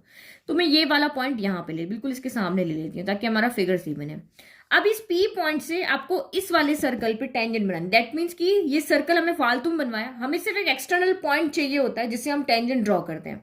तो हम यहाँ पे सबसे पहले क्या करते हैं, ये आपका सर्कल का सेंटर है, ये एक्सटर्नल पॉइंट है, दोनों को पहले हम यहाँ पे ज्वाइन करते हैं। सर्कल के सेंटर को एक्सटर्नल पॉइंट से यहाँ पे क्या करते हैं, ज्वाइन करते हैं। उसके बाद हम इस लाइन को क्या करते हैं, बाइसेक्ट करते हैं। एक्चुअल में हमें इस लाइन को लेकर के सर्कल बनाना है, तो हमें रेडियस चाहिए होगी। तो रेडियस कैसे फाइंड करते हैं वो देखो। रेडियस तभी फाइंड का होगा ना जब इसका मिड पॉइंट मिलेगा। तो आप इसको आधे से ज्यादा खोल के एक कर ऊपर कट करो, एक कर्व आप नीचे कट करो, फिर वापस इधर रखो, एक बार उधर से किया, एक बार इधर से करो, फिर आप एक बार यहां भी कट करो। अब आप क्या करो, दोनों में मिल गए। अब इसको आप यहाँ पे क्या कर दो, ज्वाइन कर दो। तो ये मैंने इसको इस तरह से ज्वाइन कर दिया। ये इस रेड वाली लाइन को जहां पर भी काटेगा ना, वही इसका क्या होगा, सेंटर पॉइंट होगा। ये अब हमें जो सर्कल बनाना है ना, उसका सेंटर पॉइंट है ये वाला, O डैश कर देते हैं। तो हमें ये रेडियस में सर्कल का सेंटर मिल गया। तो देखो यहां से यहां तक की लेंथ और यहां से यहां तक की लेंथ इक्वल है। तो आप एक सर्कल बना लो यहां से, इस तो बिल्कुल इसी तरह से। ये हमने यहाँ पे एक सर्कल बना लिया इस तरह से। एक सेकेंड रुको। ठीक है, तो ये मैंने बना दिया यहाँ पे सर्कल। अब जो ये सर्कल हमने बनाया, ये इसको जहां पर भी कट कर रहा है वही हमें टेंजेंट ड्रॉ करना है। तो लेट कि ये यहाँ पर इसको Q पॉइंट पे कट कर रहा है, यहाँ R पॉइंट पे कट कर रहा है। तो बस अब आप यहाँ से क्या करो, टेंजेंट ड्रॉ कर दो और हमारा ये काम हो गया खत्म। मतलब हमारा फिगर यहाँ पे बन गया। तो मैं P को यहाँ पे ज्वाइन कर देती हूँ Q से। तो ये हो गई हमारी एक टेंजेंट, और नीचे की तरफ एक और बनानी है ना, ये PQ हो गई। तो ये सर्कल है और ये इसकी टेंजेंट है। तो यही तरीका होता है, एक्सटर्नल पॉइंट आपको देंगे, उसको ज्वाइन करो, फिर आप उसको बाइसेक्ट करो, सेंटर पॉइंट निकालो, और उसके बाद एक सर्कल बना दो। इस सर्कल को जहां पे भी कट करेगा वही आपकी यहाँ पर टेंजेंट होगी। तो यहाँ पर कौन है, PQ इक्वल टू PR, ये आपकी यहाँ पर क्या है, टेंजेंट है। समझ में आ गया, कितना इजी क्वेश्चन था।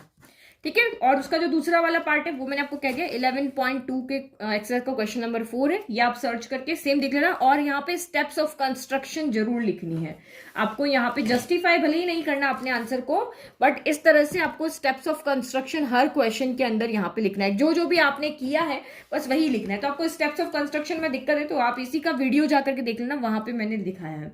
तो ये कुछ नहीं है, क्वेश्चन नंबर 1 जो है ना 11.2 का वैसे ही है, बस उसमें एक्सटर्नल पॉइंट दिया है, उसमें आपको सर्कल बना के पॉइंट दिया है, बस उतना ही है। तो वहां से आप देख लेना। नाउ नेक्स्ट देखो, नाउ क्वेश्चन नंबर 12 देखो, ये आपका स्टैटिस्टिक्स चैप्टर से। The following age wise chart of 300 passengers flying from Delhi to Pune is prepared by the airline staff. तो एज आपको यहाँ पे क्या दिया हुआ है, लेस देन 10, मतलब 10 से कम जो है वहां पे पैसेंजर कितने हैं, 14 है। ठीक है, दिल्ली टू पुणे जा रहे हैं। फिर अगर आपका लेस देन 20 है तो 44 है, लेस देन 30 तो 82 है। तो आप यहाँ पे देखोगे ना, तो ये बहुत ज्यादा ट्रिकी क्वेश्चन है। पहले तो आपको यहाँ इंटरवल के फॉर्म में नहीं दिया हुआ है, तो क्वेश्चन दो तरीके से पूछते हैं, more than, less than, more than 20, more than 30, इस तरह से होता है, और लेस देन 20, लेस देन 10, इस तरह से होता है। तो इसका मतलब आप यहाँ मीनिंग समझ लो, लेस देन 10 मतलब 10 से लेस जितने भी है, तो 10 से लेस कौन होंगे, 0, 1, 2, 3, 4, 5, 6, 7 ऐसे होंगे। तो हम इसको करेंगे 0 to 10। तो 0 to 10 यहां आ चुके हैं। तो लेस देन 20 मतलब 10 to 20, लेस देन 30 मतलब 20 to 30, 30 से छोटे वाले। ठीक है, समझ में आ रहा है। तो ये हमने यहाँ पे लिख दिया, 0 to 10 कर दिया इसको, 10 to 20 कर दिया इसको, 20 to 30 कर दिया। तो ये तो आप समझ गए।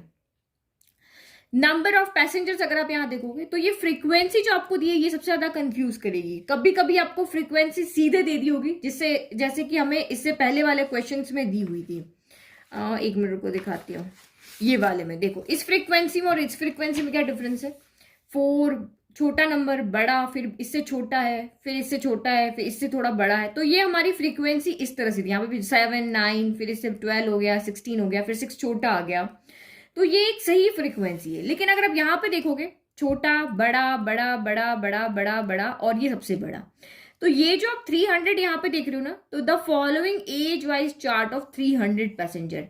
तो ये जो 300 है ना, वो इन सबका यहाँ पे क्या होता है, सम होता है। तो ये और ये यहाँ पे सेम आ रहे हैं। दैट मीन्स आपकी फ्रीक्वेंसी ना देकर के आपको यहाँ पे क्या दी हुई है, क्यूमुलेटिव फ्रीक्वेंसी दी हुई है। क्योंकि क्यूमुलेटिव फ्रीक्वेंसी में ही जो लास्ट टर्म होती है वो टोटल पैसेंजर या टोटल एफ सम के बराबर होती है। N equal to summation F होता है ना।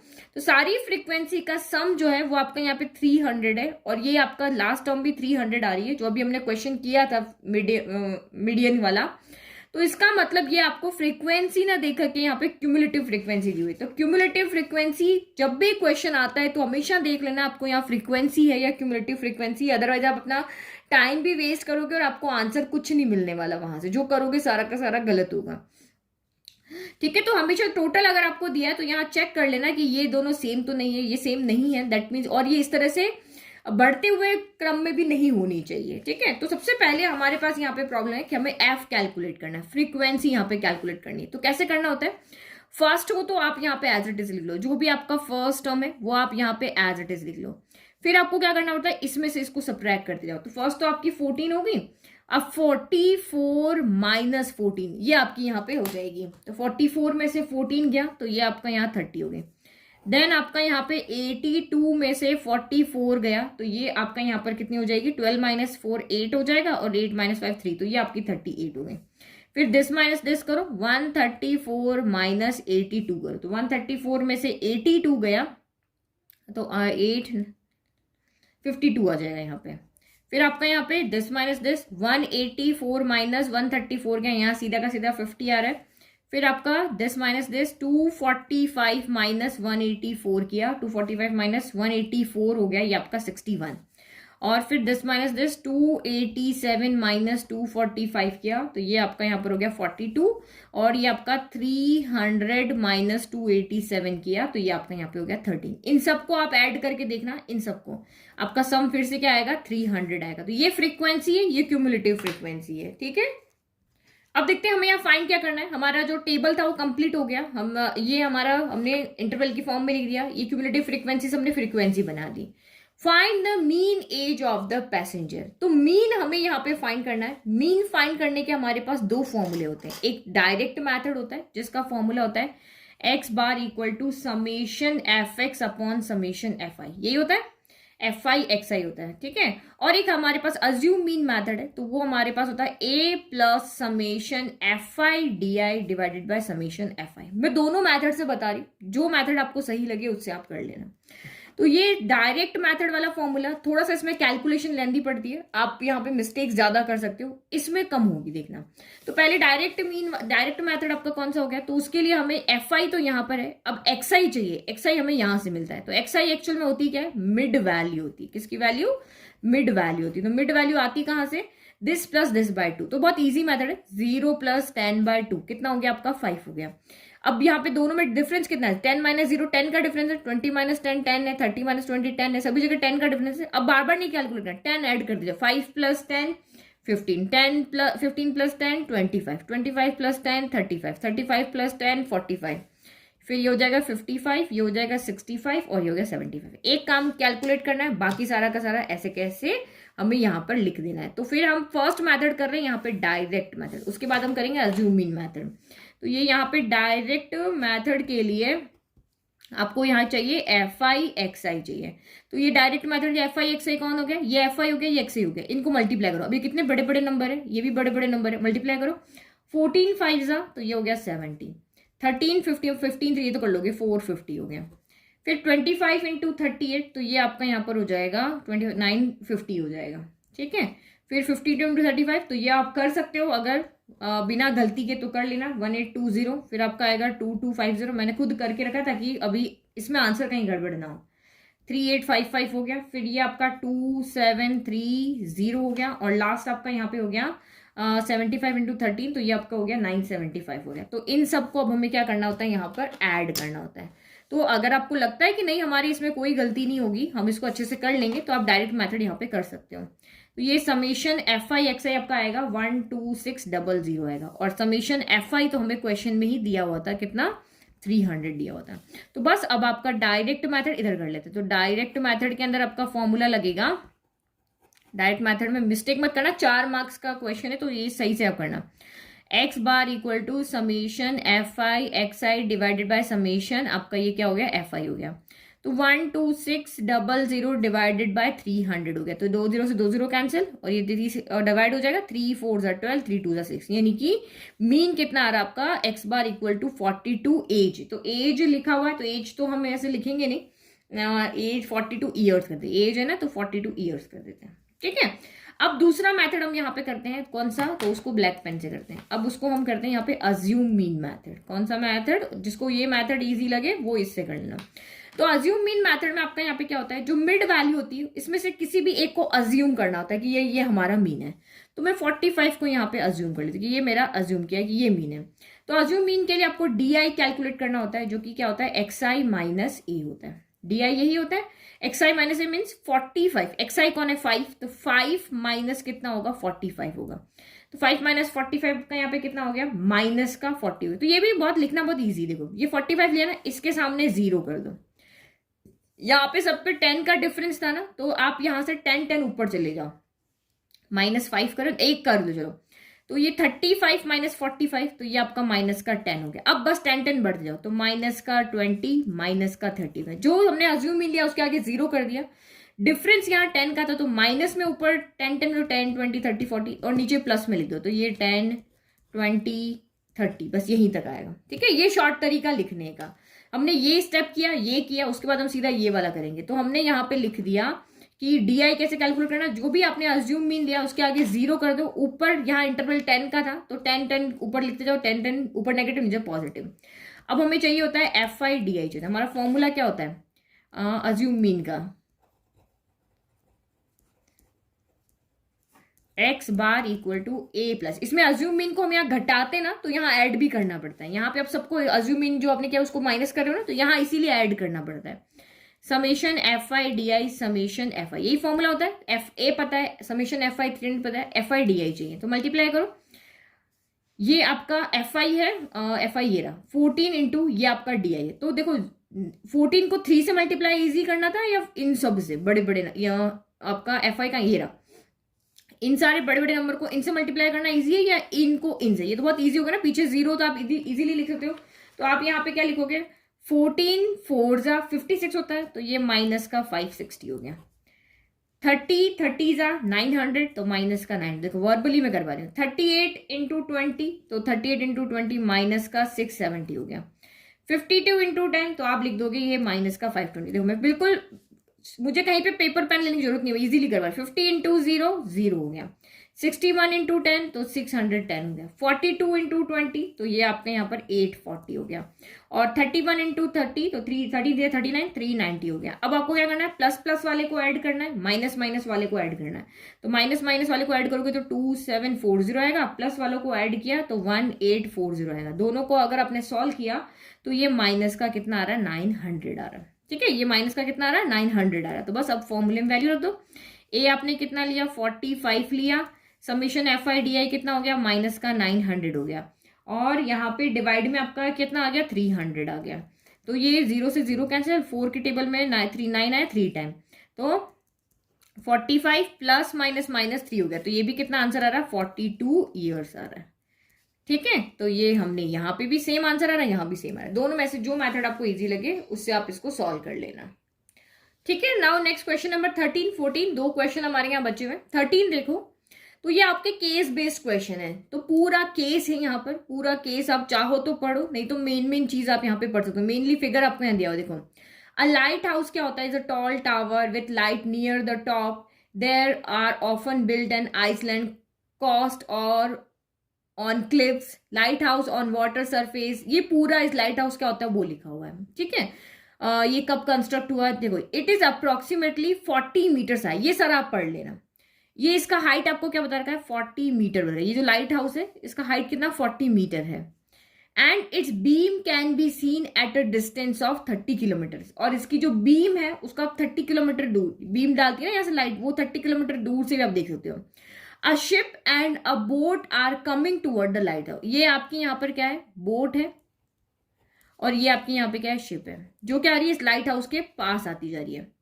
कहां से, अपोजिट डायरेक्शन है। द एंगल ऑफ डिप्रेशन, यहां से बंदा खड़ा होकर देख रहा है। जब ऊपर से नीचे देखते हैं तो एंगल ऑफ डिप्रेशन बनता है, जब नीचे से ऊपर देखते हैं एंगल ऑफ एलिवेशन बनता है। तो यहां से अब जब आप नीचे देख रहे हो तो आपका यहाँ पर एंगल ऑफ डिप्रेशन बन रहा है। कैसे, यहाँ पे खड़ा होकर बंदा दिख रहा है तो यहाँ दिख रहा है। तो हमेशा angle of elevation angle of depression के सेम होता है, क्योंकि ये लाइन इस लाइन की क्या है, पैरेलल है। तो ये 30 डिग्री एंगल बन रहा है, तो यहाँ पर भी 30 डिग्री ही एंगल बनेगा। ये 60 डिग्री, तो ये भी एंगल आपका 60 डिग्री बनेगा। ऑल्टरनेट एंगल्स इक्वल होते हैं ना भाई, ये लाइन इस लाइन के पैरेलल है, तो ऑल्टरनेट एंगल्स क्या होते हैं, इक्वल होते हैं। ठीक है, फिर आप फाइंड क्या करना है, angle of depression of flash light from the lighthouse of the boat and the ship are 30 degree and 60 degree. तो ये हमने एंगल नीचे ले लिया। अब आपको फाइंड क्या करना है, फिगर हमारा पूरा कंप्लीट हो गया। हमने ये जो दो राइट ट्राइंगल बन रहे हैं उसमें एक एक्यूट एंगल भी निकाली, एक साइड भी निकाली। जो हमारा काम था वो हमने निकाल दिया। क्वेश्चन देख के तो आपको वैसे ही समझ में आ गया कि ये चैप्टर 9 का क्वेश्चन है। चैप्टर 9 का क्वेश्चन है तो एंगल चाहिएगा और एक साइड चाहिए बस। Which of the two, boat और the ship is nearer to the lighthouse. ये आपको कह रहा है कि ये बोट है ये शिप है, दोनों में से ये लाइट हाउस है बी पॉइंट पे, कौन इसके नियरर है, ये वाला या ये वाला। Find its distance from the light house. आप इसकी लाइट हाउस से डिस्टेंस, ये लाइट हाउस है ना पूरा, तो ये आपको डीबी और बीसी फाइंड करना है। तो वैसे ही आपको इमेज देख के लग रहा होगा कि जिसका एंगल बड़ा होता है यहाँ पे वो पास होता है। तो शिप आपकी यहाँ पे नियरर है, तो ये पहले का आंसर तो नियरर में आप यहाँ पे क्या लिख दोगे, शिप जो है वो नियरर है, क्योंकि एंगल जितना छोटा होता रहेगा ना उतना वो डिस्टेंस होगा, और जितना एंगल यहाँ पे बड़ा होगा वो पास होगा। तो 60 डिग्री बड़ा है ना, तो ये नियरर होगी और ये आपकी यहाँ से दूर होगी। अब इसकी डिस्टेंस फाइंड करो इस दोनों से। Find its distance from the light house. अब आपको यहाँ पे कहा है कि जो नियरर है ना उसकी डिस्टेंस फाइंड कर, तो शिप की डिस्टेंस हमें यहाँ पे फाइंड करनी। पहला इसने पूछा कि दोनों में से कौन नियरर है, तो हमने कहा शिप नियरर है। तो इसने कहा कि इसकी डिस्टेंस फाइंड करो आप यहाँ से, कहाँ से, लाइट हाउस। तो हमें एक्चुअल में इस क्वेश्चन में बीसी फाइंड करना है। नेक्स्ट वाले के लिए हमें बीडी चाहिएगा, अभी हमें सिर्फ यहाँ पे क्या फाइंड करना है, बीसी फाइंड करना है। तो लिख दिया हमने, वो जो हमें फिगर चाहिए बस उतना ही हमने बना लिया। Here ship is near to the lighthouse, कौन था नियर वो लिख दिया। तो हमें इसकी डिस्टेंस बतानी, बीसी फाइंड करना। तो ये आपका एक राइट एंगल ट्राइंगल है, लाइट हाउस क्या होगा, परपेंडिकुलर ही खड़ा होगा, टेढ़ा थोड़ी ना होगा। तो हमें यहाँ पे बेस फाइंड करना है, ये हमें फाइंड करना है बेस, और ये परपेंडिकुलर हमें यहाँ पे क्या हुआ है, दिया हुआ है। तो परपेंडिकुलर अपॉन बेस होता क्या है, टेन थीटा होता है। टेन थीटा इक्वल टू क्या होता है, परपेंडिकुलर अपॉन बेस होता है ना। वैल्यू पुट करो, 10 आपका यहाँ पर क्या हो गया, 60 डिग्री हो गया। परपेंडिकुलर कौन है, तो ये आपका ए बी है, और बेस कौन है, तो यहाँ पे बीसी है। तो 10 60 कितना होता है, तो 1/√3 होता है। ठीक है, ए बी आपको 40 दिया हुआ है और बेस यहाँ पे क्या है, बीसी है। क्रॉस मल्टीप्लाई कर लो, आंसर मिल जाएगा। बीसी इक्वल टू आपका यहाँ पर कितना हो जाएगा, तो 40 नहीं, 1060 आपका √3 होता है, यस मैंने गलत, ये 1030 होता है 1/√3, ये √3 हो गया। तो BC कितना हो जाएगा, ये इधर आ जाएगा, ये उधर चला जाएगा, तो 40 बाय कितना हो जाएगा, √3, 40/√3 सेंटीमीटर हो गया। नहीं, हमारा यहाँ पे क्या था, हाइट में मीटर था ना, तो यहाँ मीटर ही आएगा। 40/BC कितना हो गया आपका, 40/√3 मीटर हो गया। तो फर्स्ट का आंसर हमारा हो गया कि भाई शिप जो है वो इससे 40/√3 मीटर हाइट पे है। तो हमेशा हम जब भी आंसर लिखते हैं ना, तो डिनोमिनेटर में रूट नहीं छोड़ते हैं, तो हम इसको क्या करते हैं, रैशनलाइज कर लेते हैं। तो 40/√3, तो √3 हटाना है डिनोमिनेटर से, तो √3 से ऊपर नीचे मल्टीप्लाई कर देंगे, तो ये हो गया 40√3, √3 इंटू √3 क्या हो गया, 3 हो गया। तो ये हमारा यहाँ पर आंसर हो जाएगा। ठीक है, नीचे डिनोमिनेटर में कभी हम रूट नहीं छोड़ते हैं, तो ये हमारा यहाँ पर फाइनल आंसर हो गया किसका, BC। ठीक है, तो इसको यहाँ पे लिख लेते हैं, 40√3/3 हो गया। Now next, find the time taken by the boat to reach the lighthouse if it is moving at the rate of 20 km/h। तो सेकेंड पार्ट में आपको यहाँ पे क्या कहा है, आप टाइम बताना है आपको कि ये जो बोट है वो D से B पॉइंट पे कितनी देर में पहुंच जाएगी, और इसकी हमें स्पीड दी हुई है। सेकंड पार्ट में हमें यहाँ पे क्या दिया हुआ है, बोट की स्पीड दी हुई है। ठीक है, यहाँ पे हमारी बोट है, तो यहां से यहां तक ये इस D पॉइंट से, ये लाइट हाउस है, यहाँ पे हमारा क्या था, लाइट हाउस था ना, ये देखो यहाँ पे ये आपका लाइट हाउस है। तो D से B तक आने में, इस D से B तक आने में इसको कितना टाइम लगा, ये हमें निकाल के बताना है, जबकि हमें इसकी स्पीड दी हुई है। तो आपको यहाँ पे एक रिलेशन तो पता ही है, आपका रिलेशन आपका क्या होता है, स्पीड इक्वल टू क्या होता है, डिस्टेंस अपॉन टाइम होता है।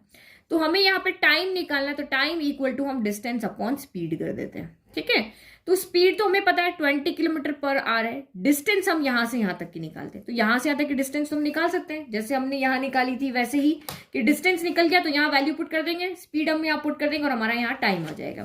तो सबसे पहले हमें DB निकालना है, सबसे पहले क्या निकालना है, डिस्टेंस निकालनी है, डिस्टेंस इक्वल टू हमें DB कैलकुलेट करना है। तो वही आपका ये वाला एंगल आपको कितना दिया हुआ था, इसमें 30 डिग्री है, ये हमने यहाँ पे 30 डिग्री, देखो ये रहा 30 डिग्री है ना, और एक हमारे पास साइड है, तो P/B यहाँ पे सेम होगा, परपेंडिकुलर में दिया हुआ, बेस हमें फाइंड करना है। तो tan थीटा इक्वल टू आपका क्या हो जाएगा, P/B हो जाएगा। तो वैल्यू पुट करो, tan 30 डिग्री, थीटा 30 हो गया, और ये परपेंडिकुलर कितना 40 हो गया, और बेस हमें यहाँ पे फाइंड करना है। तो tan 30 कितना होता है, tan 30 होता है 1/√3 होता है, तो 1/√3 इक्वल टू 40/DB हो गया। तो ये उधर चला जाएगा, तो DB इक्वल टू आपका कितना हो गया, 40 इंटू √3, 40√3 मीटर हो गया। तो ये हमने फाइंड कर लिया। तो अब आप जब भी यहाँ पे वैल्यू पुट करोगे, तो हमेशा देखना कि दोनों की यूनिट सेम होनी चाहिए। ये मीटर में है, ये किलोमीटर में है, तो इसको हमें चेंज करना पड़ेगा। तो कैसे आप इसको चेंज करोगे, सबसे पहले किलोमीटर को मीटर में चेंज करते हैं, तो 1000 से मल्टीप्लाई करते हैं, और हमेशा मीटर के साथ में पर मिनट आता है, किलोमीटर के साथ में आर आता है, मीटर के साथ में मिनट आता है। तो आप आर को भी यहाँ चेंज करो मिनट में, तो 60 से क्या करेंगे, डिवाइड करेंगे। जब आर को मिनट में चेंज करते हैं तो 60 से डिवाइड करते हैं। तो ये आपका हमें यहाँ पे स्पीड पता चल गई, हमें डिस्टेंस पता चल गई। नाउ पुट करो, तो ये हो गया time equal to distance upon speed. तो डिस्टेंस कितनी है आपकी यहाँ पर, 40√3 है, और स्पीड कितनी है, तो ये एक जीरो से एक बार एक जीरो कैंसिल कर देते हैं, 2 के टेबल में ये 3 टाइम आ गया। तो 1000 अपॉन कितनी आ रही है आपकी, 3 आ रही है, 1000/3 आ रही है ना। तो ये हो गया आपका 1000 डिवाइडेड बाय 3 आ रही। तो इसको सॉल्व करो, 40√3, तो ये आपका यहाँ पे 3 चला जाएगा ऊपर, 1000 आ जाएगा आपका यहाँ नीचे, तो एक जीरो से एक जीरो कैंसिल हो गया। ठीक है, तो ये कितना हो गया आपका, 4 3 12√3 हो गया, इतना ही हो रहा है। ठीक है, और नीचे आपका 100 हो गया। तो इसको सॉल्व कर लेते हैं, और हम आंसर जब भी टाइम में देते हैं तो यूनिट यहाँ पे रूट में नहीं देते, तो इसको सॉल्व करो। √3 की वैल्यू क्या होती है, 1.73 होती है, डिवाइडेड बाय आपका 100 है। तो हम इसको कैंसिल कर सकते हैं 2 से, बट नहीं करने, क्योंकि हमें पता है डेसिमल लग जाएगा। तो ये √3 की वैल्यू 1.73 हो गई। अब 12 इंटू 1.73 कितना हो जाएगा, तो इसको जब सॉल्व करोगे आप यहाँ पे, तो ये आपका यहाँ पर हो जाएगा 2076 पॉइंट समथिंग कुछ आएगा ये आपका। ठीक है, तो ये कुछ आएगा हमारा इस तरह से, और डिवाइड बाय 100, तो 2 नंबर के बाद डेसिमल चला जाएगा, तो ये हो जाएगा 2 पॉइंट, ये डेसिमल यहाँ से हट के आ जाएगा, 2.076 मिनट हो जाएगा। क्या हो जाएगा, मिनट हो जाएगा। मीन्स कि इस बोट को D से B पॉइंट लाइट हाउस तक आने में पूरे 2 मिनट 76 सेकेंड लगेंगे। ठीक है, तो ये हमारा 4 मार्क का क्वेश्चन हो गया सॉल्व। तो यहाँ पे देखो चैप्टर नंबर 9 से आपके ज्यादा मार्क्स के क्वेश्चन आए हैं यहाँ पे। नाउ नेक्स्ट अब लास्ट क्वेश्चन देखो, तो ये भी आपका केस है कि Kishan Nagar is a small town in Noida district, Nadia district of West Bengal. Kishan Nagar clay dolls are unique in their realism and quality of their, ये आप पढ़ लेना, ठीक है। तो ये तो पूरा हमारा केस था। अब ये आपकी यहाँ पे कुछ डॉल्स आपको यहाँ पे दी हुई है, एक डॉल 1, डॉल 2, डॉल 3, डॉल 4।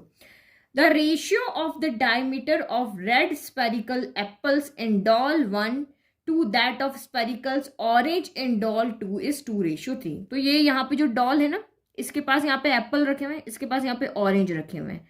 तो इनके जो डायमीटर का रेशियो है हमें यहाँ पे दिया हुआ है, डॉल 1 और डॉल 2 के यहाँ पे जो एप्पल्स और ऑरेंज है, इन दोनों का डायमीटर का रेशियो आपको यहाँ पे 2/3 दिया, जो दिया वो साइड में लिख लो। In doll 3 male doll of blue colour, ये डॉल है male doll of blue colour, has cylindrical body and a spherical head है। The spherical head touches the cylindrical body. The radius of both the spherical head and cylindrical body is 3 centimetre. मतलब इसका जो यहां से यहां तक का radius है ना वो 3 सेंटीमीटर, चाहे तो स्पेयर की बात करो चाहे आप सिलेंडर की बात करो। And the height of the cylindrical body is 8 centimetre, और इसकी हाइट जो है वो कितनी है यहाँ पर 8 सेंटीमीटर है। Based on the above information answer the following question. तो ये हमारा मेन केस तो वही था, ये डॉल कहाँ बनती है कैसे बनती है, ये मेन क्वेश्चन था जिसमें इंफॉर्मेशन दी हुई थी। अब हम अपने क्वेश्चंस पे जाते हैं। What is the ratio of the surface areas of red spherical apples in doll 1 to that of the spherical oranges in doll 2? तो आपको डायमीटर का रेशियो दिया हुआ है और आपको सरफेस एरिया का रेशियो यहाँ पर पूछा है। स्पेयर आपको यहाँ पे शेप दी हुई, तो स्पेयर का टोटल सरफेस एरिया यहाँ पर आएगा, एप्पल है तो पूरा टोटल सरफेस एरिया आएगा। तो वहीं से सरफेस एरिया क्या होता है, देखो मैं यहीं पे सॉल्व कर लेती हूँ। तो यहां देखो ये हमें गिवन है, diameter of red spherical apple divided by diameter of orange spherical orange equal to D1 by D2 हमें दिया हुआ 2/3, और ये हमें यहाँ पे फाइंड करना है। हमें फाइंड क्या करना है, सरफेस एरिया। सरफेस एरिया का है that means total surface area. Okay, जब भी आपको सरफेस एरिया लिखा है दैट मीन्स आपको यहाँ पे टोटल सरफेस एरिया ही इमेजिन करना है। तो total surface area of doll 1 divided by total surface area of doll 2 ये हमें लिखना है। तो स्पेयर का सरफेस एरिया कितना होता है, आपको पहले ही बता दिया कि जो एप्पल है यहाँ पे उसका वो स्पेरिकल है, तो स्पेयर का एरिया क्या होता है 4πr1 स्क्वायर ले लेते हैं।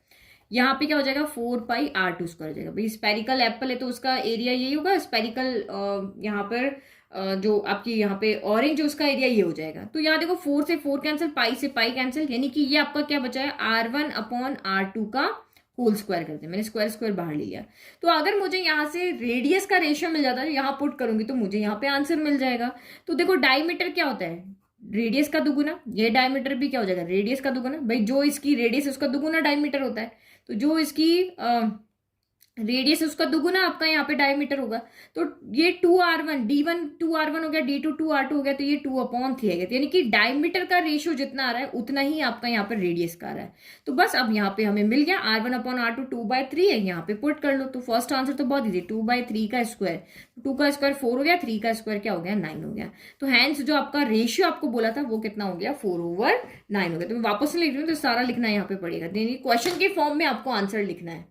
ठीक है, तो ये हमने फाइनल आंसर लिया। Hence the ratio of the surface areas of red spherical apples in doll 1 and 2 spherical orange. Apple का पहले लिखना है, ऑरेंज का बाद में लिखना। 4:9 लिखोगे तभी आंसर मार्क्स मिलेंगे, 9:4 लिखोगे तो रॉन्ग कर देंगे। Now next, the blue doll of doll 3। Doll 3 में आपके पास 2 डॉल है, एक डॉल ये है एक डॉल ये है। तो इसमें जो ब्लू वाली डॉल है उसकी बात कर रहे हैं। The blue doll of doll 3 is melted. इसको क्या किया है, पूरी को मेल्ट किया। ये क्ले से बनी हुई ना, क्ले को पूरा मेल्ट किया है। And its clay is use to make the cylindrical drum of doll 4। तो इसको पूरा मेल्ट करके सिलेंड्रिकल यहाँ पे क्या बनाया है, ड्रम बनाया है। इस डॉल को मेल्ट करके क्या बनाया, सिलेंड्रिकल ड्रम बनाया है।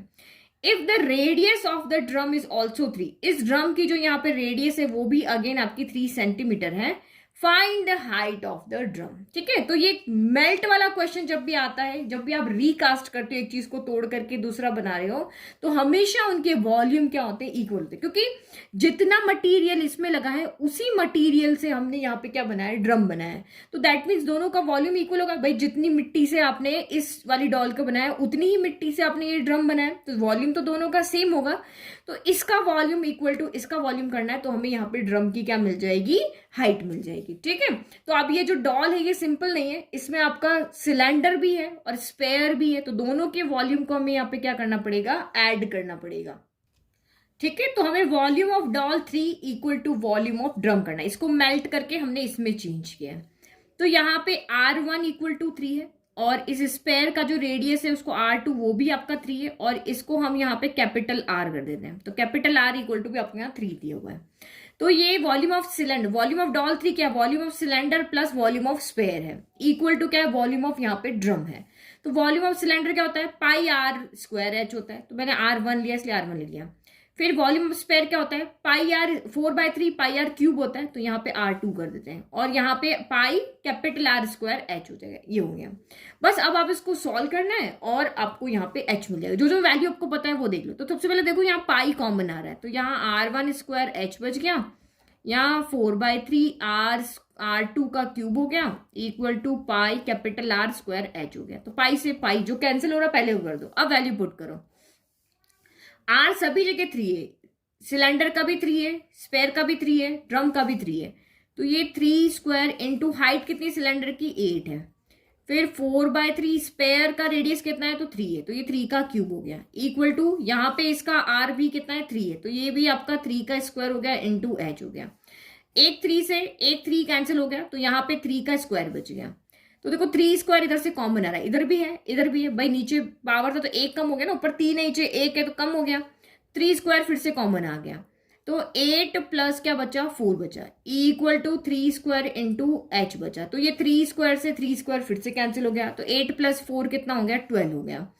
तो यानी कि यहाँ पर हमें क्या पूछा था, find height of the drum. तो ये आपकी हाइट कितनी आ गई, 12 आ गई। तो हम यहाँ पे क्या लिखेंगे, है दिस इंप्लाइज